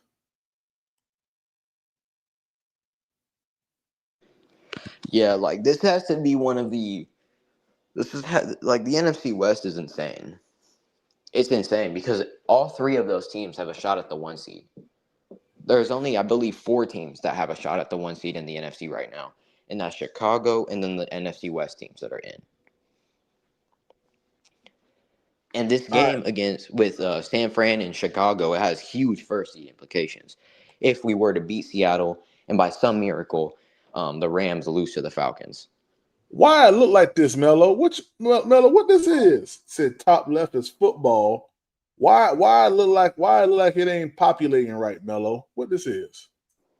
Mello, hit the link. Come up, look. Trying to verify if I'm a human. God dang. That side looks like it was made in the 90s, bro. Yeah, Mello trying to get me, y'all. Yeah, he trying to get me. Yeah, he trying to get me. Hey, winning at Madden ain't enough for Mello. Okay, I guess you got to do this right here. I guess that means I don't know what to do. God dang it, Mello. What I need? Oh, what am I doing? Like, what am I doing? Yeah, Mello, hit the link. God dang it. Where Mello at? Here you go. Mello, why you trying to line me up? I think I understand the website. So you pick I'm the not. winners. All right. So basically, you can put like it's basically for like scenarios. So like you can go and make sure like you can go in there and do like have the Panthers win the next games and then have the other teams lose, and it'll show like where we'll end up at the end of the season. Okay. So I basically just pick so like I just when you click select the on team. That's what do you say? I just click onto the Panthers here. Yeah, so say we win, like you were saying that we can end up in the third seed. So basically, we would have to win out, and then the Eagles would have to lose. So you would pick the Bills, and then it updates the standings like as you pick the teams. Oh, okay. Over here on Right there on the right. Well, go up to the top. Go to where it says conference right there. Oh, Mello, you a smart nigga. Okay. Yeah, I'll be on this website all the time, man. Okay. So basically, okay. So talk to me. I'm gonna let you do it, Mello. You walk us through it. Yeah, I'm learning. So for us to get the third seed, the Eagles have to lose. They would have to lose out, and we would have to win out, basically. Okay, so I need to go to what, week 18 now? So you can go up to the top where it says next, and you go to the next week. Okay. And then you can put us for a win, and then have the Eagles lose again. See how we move up to the third seed? I see that, yeah. So yeah. Ah, Mello a genius. And then if Seattle loses out, I think the Rams can get that. Yeah, and now show Seattle losing out and Rams losing one of their last 2, and then show San Fran winning out. I need to go to I think that with that, the Niners would get the 1 seed, would they not? So you say, okay, so this is week 17. We need to put the Bears winning against the San Fran? No, we need to have like let's see like Niners beating them. Okay, Niners beating them. Okay. And then this is week 17 right here, just to let you know. Yep. And then in week 18, let's say the Niners beat the Seahawks. Say the Niners beat the Seahawks. Okay, it's already up there. All right, and let's have the Rams losing to either Arizona or Atlanta. Okay. Then I think, the Niners are the 1 seed if that happens. Yep, Niners 1 seed. Panthers will be the 3. Bears will be the 2. Okay. So that means 3. The 3 plays the 6, right? So we'd play the Rams if that were to happen. The Rams will come back to Charlotte if that happens. That's interesting. Yeah, there's so many possibilities, even in these last 2 weeks when it comes to the NFC playoff positioning. Because already those teams that you see in the playoffs right now are going to be in the playoffs when it ends. Yeah, Because it's there's only only one team on the outside looking in, and that's Tampa when it comes to us, when it comes to the NFC South. But those yeah. teams in the playoffs right now, outside of Carolina and Tampa, they're already established and they're going to be in the playoffs. It just matters where they go Where seeding Mello? wise. Yeah, I was say we can go up to the 3 seed. That is crazy if the Eagles lose out and we win out. But We it's can go all the way plausible. to the 3 seed. But it's plausible, bro. The Eagles play who they play again? Eagles play the goddamn they play the Commanders. And who they play the play? Bills. They could lose this week to the They could lose Bills. this week, and then, bro, they could lose this week, and they can rest their starters next week, bro. Well, that would only be if we win. If we lose, then it wouldn't matter because we couldn't jump up. But if we win, they wouldn't sit their starters because knowing that they can go down to the 4 seed. If we win this week and they lose, that's saying. So hold on, let me do a scenario. Let me get the Bucks. So basically, like you, the update button, it'll just reset to the whatever is current right now. At the Okay. top where it says update, I'm gonna do. and then you can just redo it. So even if the yeah. So let me hit you said hit reset. Update right there. Update.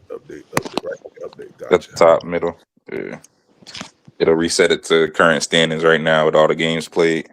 Okay, cool. So let's say Panthers. Panthers win against the Seahawks, and Tampa Bay. Where's Tampa Bay at? It's left. They got it sorted by NFC games, AFC games, and then NFC versus AFC games. So they're in the middle. Okay, right here, So they gotcha. play an AFC team. Gotcha. Let's say Panthers win, Bucks lose. Week 17. If that happens, they'll already be a lock for the playoffs. It'll already be a lock for the playoffs. I got a question for you, PvP. Yep. Did those 9 subscribers subscribe? Let me check. Nah, only 8. No, I need. Come on, I need y'all. 8 more. I need 8 more. We need 8 more subscribers, y'all. Yeah. 8 more. We know you checking out the content. We know you like what you hearing. I know you loving the discussion. Subscribe, baby. You know what I'm saying? You got PPP. Where a better place to be? Subscribe. Ain't no better place You to know be. what I'm saying? Hey, Quantum saying Come that on now. Melo using AI. Bless him with a late Christmas gift for subscribe. Yeah. Hey, Quantum saying that Melo using that AI to win games. I mean, even if it was him and AI, he still couldn't beat me. So there's that. That's what I'm saying. You got to watch Mello. Man, Mello, when this website first populated, I saw an IP address for I don't know why it looked like that when you had it up. What we got going on? Yeah. Mello tried to get me. He tried. We figured him out though. But I ain't gonna lie. I like this website though, man. I gotta play around with it a little bit for pause, just to kind of get my footing in it. But I like this, man. What's another scenario, guys? Well, I think there's one like scenario of insanity. I would like to call it. It's the one that was shown in that huddle vid, where Carolina and Tampa lose out, and Carolina loses out. Tampa loses to Miami, and then beats Carolina, and then Atlanta loses out. Which, since it would be a 3-way tie, and because of that 3-way tie, Carolina would be at the top of the division. Wait, hold on. So Atlanta has to win out, right? It would have to win out. Carolina loses out, and then Tampa loses to Miami and beats Carolina. If that happens, Carolina would win the division. What if the Saints went out though? It doesn't matter because if the Saints went out, then they'd beat Atlanta, and if we lose out, we lose our playoff position. So it would come down to the Falcons by some miracle beating the Rams and then beating the Saints. You right, bro. You right. That's wild. God dang. Wait, that's crazy. I didn't even know that. And Atlanta wins out, we in. Oh snap! That's wicked, yo. Yeah, if Atlanta wins out, we're in. That's wicked, yo. Yeah, they showed it in that Panthers huddle. I know they did show it, but I was like, nah, that may be a typo there. But bro, that's actually true. Mm-hmm. Oh snap! Yeah, that's why I call it a scenario of insanity. That's a perfect name for it. And who the Falcons? The Falcons played the Saints, The Rams and Saints. Hey, PvP, I appreciate you having me up here, man. I just want to come up here and show love, man. Hey, man, Y'all I enjoy appreciate y'all you, day. man. Where you at right now, man? Man, I got some good news, man. A job that I wanted emailed me today and said we bring you in. So I'm leaving this company and I'm gonna be more home, man. So That's good. That's yeah, good. ain't no more LTR for your boy.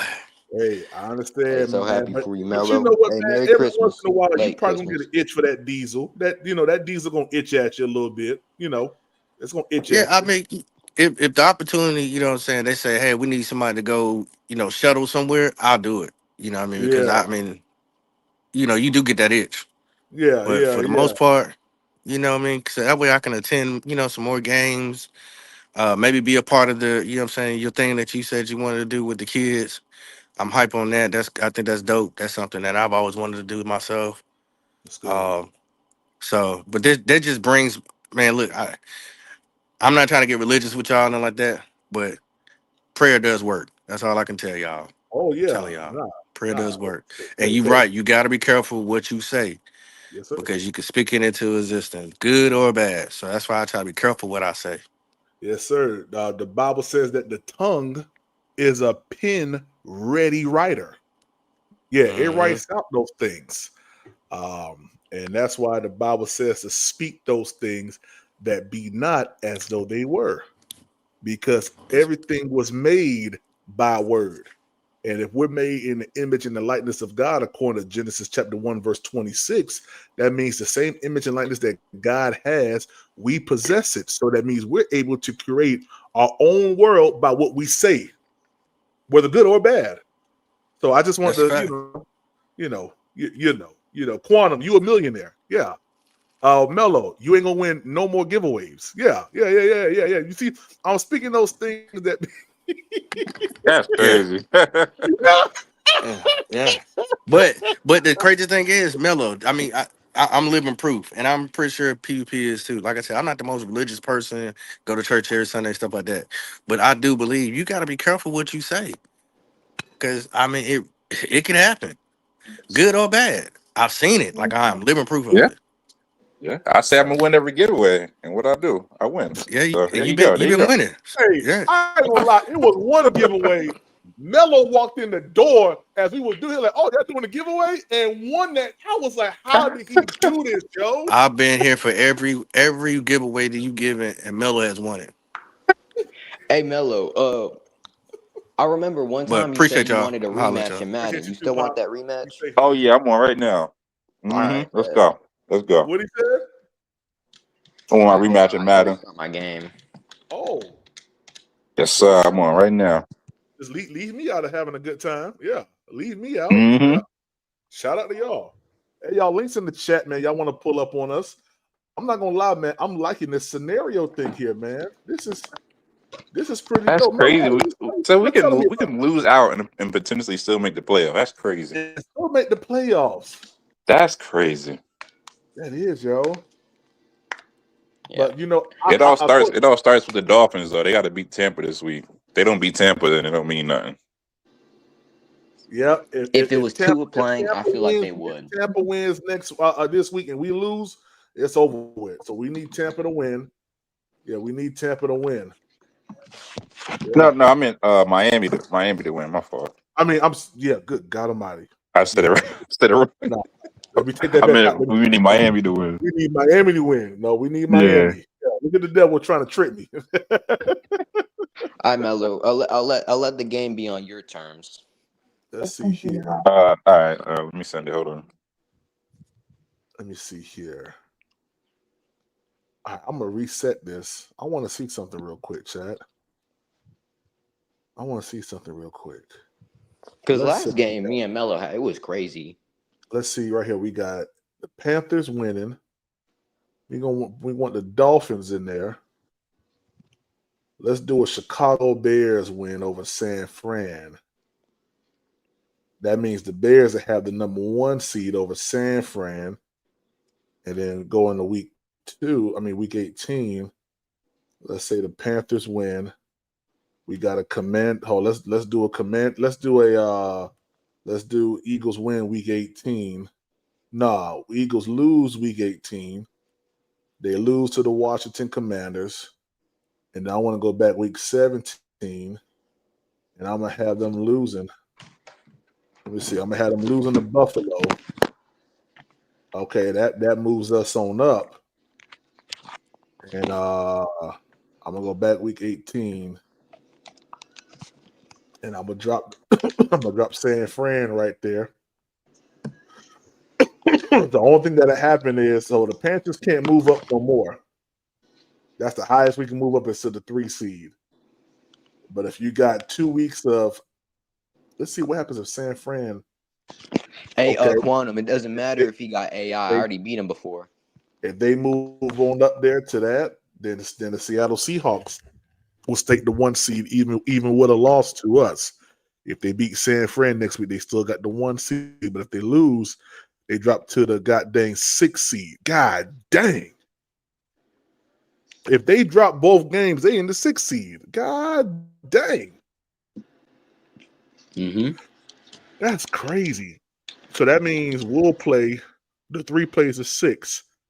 Yep, they'll come back to Charlotte. Hey, you know what? But we still gotta have. Yeah. So even if if the Eagles don't beat the Commanders, we still stay to 4. But if they lose, man, that's gonna be interesting. We get Seattle back again here in Charlotte.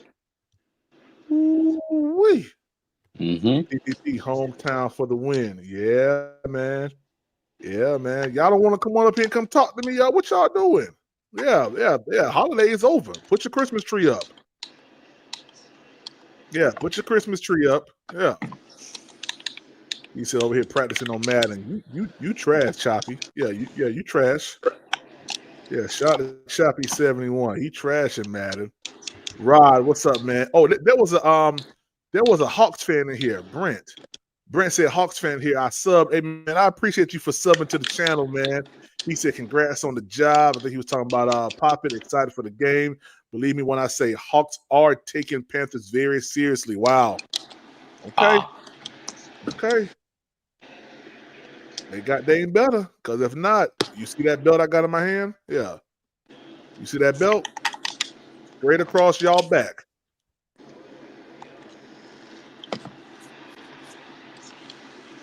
Yeah. Straight across y'all back, man. I saw let me go here real quick. I like that. I'm gonna keep playing around with that bracket machine there. I think Mello figured me out. Yeah, because you trash. That's why. Yeah, I figured him out. Yeah. We got him. Yeah, we got Tack. Oh, PI. Yeah, we got Tack. Yeah. Tack ain't nothing wonderful, man. I'll never play Tack again in my life, I'll tell you that much. Yeah, Tack cheated that day we were playing. Let me see here. He's a Hey Hawks fan. Hopefully we'll see y'all again. Yeah, we're going to beat them. Seahawks will be without their starting safety. Hold on. Joe Purdy. Oh, Emanwari? Hold on. Is it Emanwari? No, Kobe Bryant and Charles Cross. I really want to see a Leggett versus Emanwari matchup. Oh, yeah, Leggett going to beat him. Leggett going to beat him. You ain't got to worry about that. Yeah, Leggett going to beat him, man. Let me pull this up real quick. Yeah, let me pull up this real quick. And remember, we beat the Rams without J.C. Horn. What you say? We beat the Rams without J.C. Horn. Facts. We did. Yes, we did. Let me see where we at. We got it. Let's go. TD. Oh, snap. Hey. Come on, man. Hey, if you ain't subbed the Panthers Prime podcast, do it now. We are 6 subs away. We are 6 subs away from 4,000. Once we hit 4,000, we're doing a giveaway. I didn't get the 2 though. Yeah, once we hit 6 more subs, we doing a Cash App giveaway. Yeah. Yeah, y'all let me know if y'all want to do it today. Sure, we can do it tomorrow, but if y'all want to do it today, give me 6 more subs. Hey, Yeah, Mello. 6 more. Hey, Mello. So far, between me and PPP, who's played you better? You PvP's trash. Yeah, let's get Mello up out of here. Yeah, let's get him up out of here. Yeah, shout out to Mello. Let's get him up out of here. Mello, I'm gonna line you up right after you play him, and we going live. Yeah, we 6 subs away, guys. Yeah, just 6. If you ain't subbed the Panthers Prime podcast, go ahead and do it now. You listening? Yeah, help us reach that goal, baby. Then after this, I'm gonna beat Mello. I'm gonna beat Mello into the ground in Madden, y'all. Yeah, okay. I mean, so far, I have the rookie. advantage Yeah, right now. the It's Warrior is a 6-0, rookie. just got a sack. It's 3rd and 16, but I know Mello can make big plays. Like Hey, on 3rd and Quantum. long, he was destroying me last game. Hey, Quantum. He is a rookie, but he's smart, bro. He's good. Warrior is so smart, bro. He is, man. Yeah, Oh, he is. and that's a pick. All right, hold on right quick for me, Tack. Let me get this up on the screen here. Yeah. Sound like he losing. Here we go. We go Robert Hunt. Merry Christmas, guys. Hope you guys get everything you want. Are you getting what you want because you're back? Oh, shoot. I mean, that's cool. But no, I don't think. What do I want for Christmas? I may get it. I don't know. We'll see tomorrow. And what is it? To play? I would love to play. We'll see how that go in the near future. But yeah, that's not. Yeah, we'll see what tomorrow holds. Okay. You know what I open up and unravel. That's what I'm trying to talk about. Yeah. When you come up, Go ahead. you get the results after that game in week 2 and kind of find out what the injury is. Did you think this was possible to be back this season? I didn't think it wasn't possible. I told myself from the get-go, like, that's just who I am. I ain't gonna, I guess, sulk in the pain or whatever it is. I'm like, it is what it is. It's this next step. I attack it how I attack everything else, and whatever comes from it. And, hopefully I'll get a chance to play in some meaningful games. How does that work for you? Is it just coming back from injury and an extended leave? Do you need a game under your belt? Is it a series, or you just got to gauge it? And in a standpoint of, like, anxiety, I'm fine. I mean, I think it's like riding a bike. Once you get out there and you play. I'm not really worried about that part of it. I don't think. Just gotta get in shape. You know what I mean? I've been doing football is its own thing, right? So you can do as much as you want, but then you get on the side, you get into doing football things. It's a little different than what you've been doing. So some more reps of that, and then we'll see how it goes from there. How did the idea of maybe being able to return kind of help push your rehab process to get to a point where you're healthy enough that you're opening your window? I mean, I think seeing the guys playing well, doing good, just seeing that and feeling the crowd out there just kind of energized me in general. Because I go out there, I'm like, damn, this feel good, it sound good, it look good, I want to play. So that just within that, that keeps me motivated. I don't think, I was just taking it one day at a time, and if it came about, it came about, and we'll see how the future goes. If this were like a 5-win team, would you think you would just kind of set your sights on next year? I don't know, man. I talked about that with some guys. I mean, I love football. I like to play football, and I ain't played football in a minute, so I think I would have thought about playing no matter what because I love the game of football and I want to play and I like the feeling of what it does. But it probably be a little different conversation than what it is now. Rob, has it been tough to see the team playing so well and you not be able to be out there? Is it just no? This is how you be making Bryce look like that? That's crazy. I kind of called it early in the year, like this fan base, everybody in this building is looking for something great and looking to build something great. And I think that this year is just another step of what we're trying to head and take this program. So it's been fun to watch. And, tell myself that I'm a part of it. Even if I'm not physically playing, I think I do a lot of different things in this building to help uplift different people and bring who I am to the building still. So I feel like I'm a part of it still in that certain way, but excited to try to win some games and be a part of the actual physicality and stuff like that. With you mentioning the need to get in better football shape, yeah. Is next week more realistic? Is the playoffs more realistic? Well, we don't know. We'll see how it goes. Like, this is literally my first day out there. So, well, I know my body. I know my body does react, and it goes quick, so I can be ready. If I do it the right way, I probably can be ready by whenever. I'm not gonna say a date, but I can be ready soon if I just take care of my body, do it the right way. I know my body just needs it need a tune-up, man. It's like the car sitting in the garage. You there and go to Riley. You might take it down here to the Harris Teeter, but you ain't gonna go to Riley with it. So that's all it is to it. What is the Yeah, you better not take no car that you need to get worked on all the way to Raleigh. You be broke down at High Point looking stupid. Yeah, mess around and play around with it. recovery process been like for you? If you could kind of give me a glimpse into what. Man, it's just been a lot of work on the bicep. I mean, I know that sounds cliche, but just literally trying to get the bicep strong, and I'm still trying to do that today. Literally it. I mean, Hold on, Ty. Give me like 1 minute. Obviously in RTP, we work over there. We do football specifics, and we try to do that type of stuff. And I almost said the S word. I almost said a bomb, but I didn't. Do that kind of stuff. And yeah, a lot of bicep curls, BFR, stuff like that. Trying to get it right.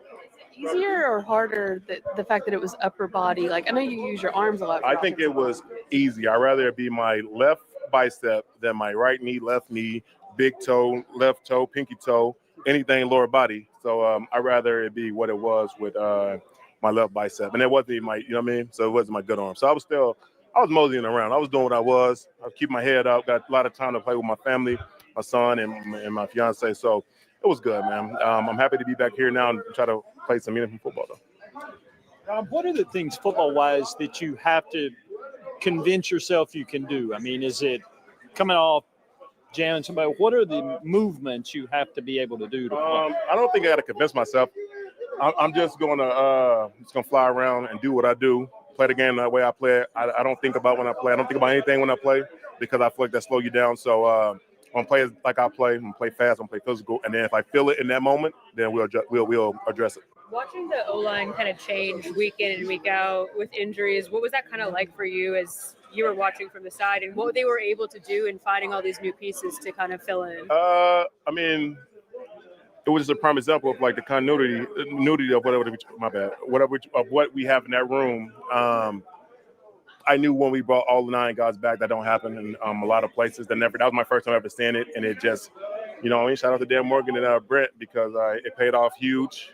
Because we needed every last one of those guys, and we still been using those guys. So it was a good investment. It's been paying off, and so come in and see if I can help, hold it down a little bit. What has Rob Hunt, the cheerleader, been like? Like, did you find yourself getting more emotional? Yeah, man. I don't like that either. I ain't gonna lie. I found myself getting too emotional, and I'm not saying I don't want to say too invested because I am invested, right? But it's just like, I don't know, it gives me anxiety. Like that last game gave me anxiety. The game in the Saints, like watching on TV is worse than watching in person because you can't do anything either way. But on TV, like I don't know, it just does something different. Like I don't know, sometimes I couldn't sleep for real if we lost a bad game. I don't know, it did something to me. I ain't like that. I'd rather not lose at all. But if I am going to lose, I'd rather be playing and then go to fix what I can do to get better to help it instead of being like I can't do it. I'm just watching. That's all. I'm just chilling, me and Sky, just hanging out. He does everything I do these days. So if I'm yelling, he's yelling. He's looking up like, all right, what are we gonna do right now? Are we gonna yell? Are we gonna say Bryce? Are we gonna call Bryce's name? Like, good job, Bryce. Or what are we gonna do? So it was fun having him as a cheerleader with me at home, but it's also a little stressful. Are you a yeller? You're a yeller at the I mean, I call myself, you know what I'm saying? I'm not usually because I really don't be watching games on TV. That's college. I am not that invested. But when it's my team, I'm watching my team. Then I'm like, damn, what's going on?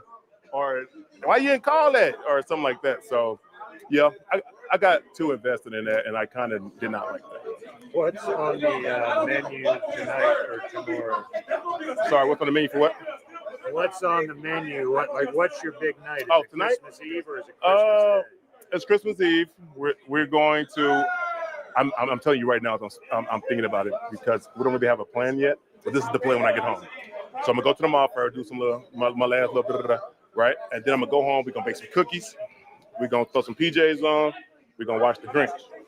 I'm ready, Ty. Me a Michelob too. You know what I mean? To celebrate. No, I don't need to actually, but I might drink a Michelob too to celebrate this day and also Christmas Eve and the holiday spirit. So that is my plan. And yeah, Excited about it. What's Sky getting for Christmas? Well, it's not really shopping. Not really shopping. I'm just touching up. I mean, just a little brush up. That's all. Just a little brush up. Make sure I got everything I need. Just a little brush up. That's it. What's Sky getting for Christmas? Sky. So we got Sky a new playroom. So Sky have a new playroom. He got that already, and he not that.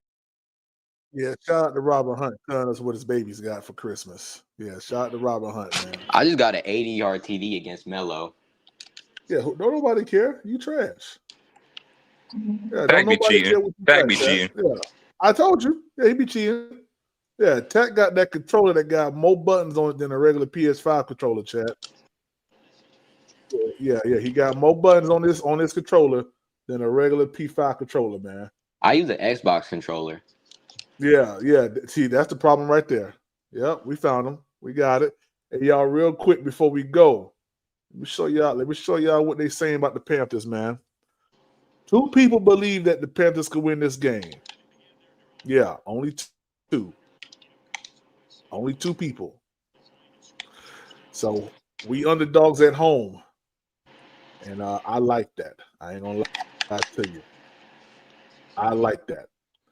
Well, chat, hey, let me tell y'all something, man. Unless y'all want to come up within the next couple minutes here, we gone. Yeah, I'm gonna let it still for about another 5 more minutes. Y'all Nah, you ain't going nowhere. Well,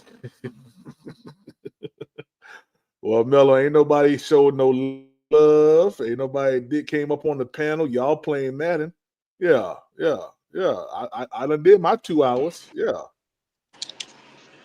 Well, do another 2, Nick.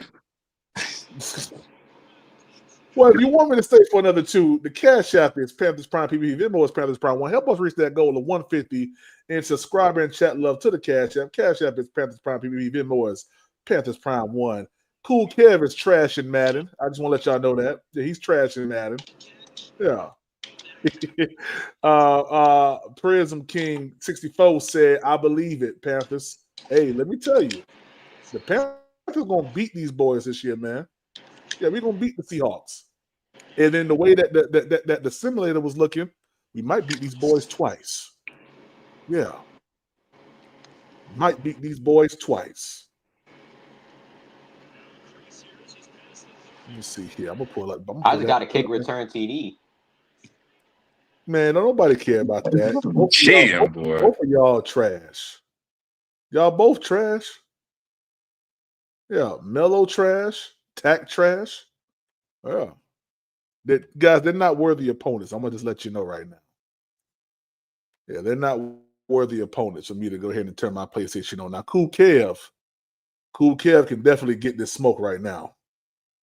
Yeah, Cool Kev, you at the crib, Cool Kev? Let me know if you at the. Let me know, Cool Kev. If Cool Kev at the crib, yeah. Hey, we playing Madden. Yeah, we throwing that on the big screen right now. Cool Kev ain't no good either. Dang. Kev, don't let him talk about you like that, Kev. Don't let him do you like that, Kev. Shoot. Let me see.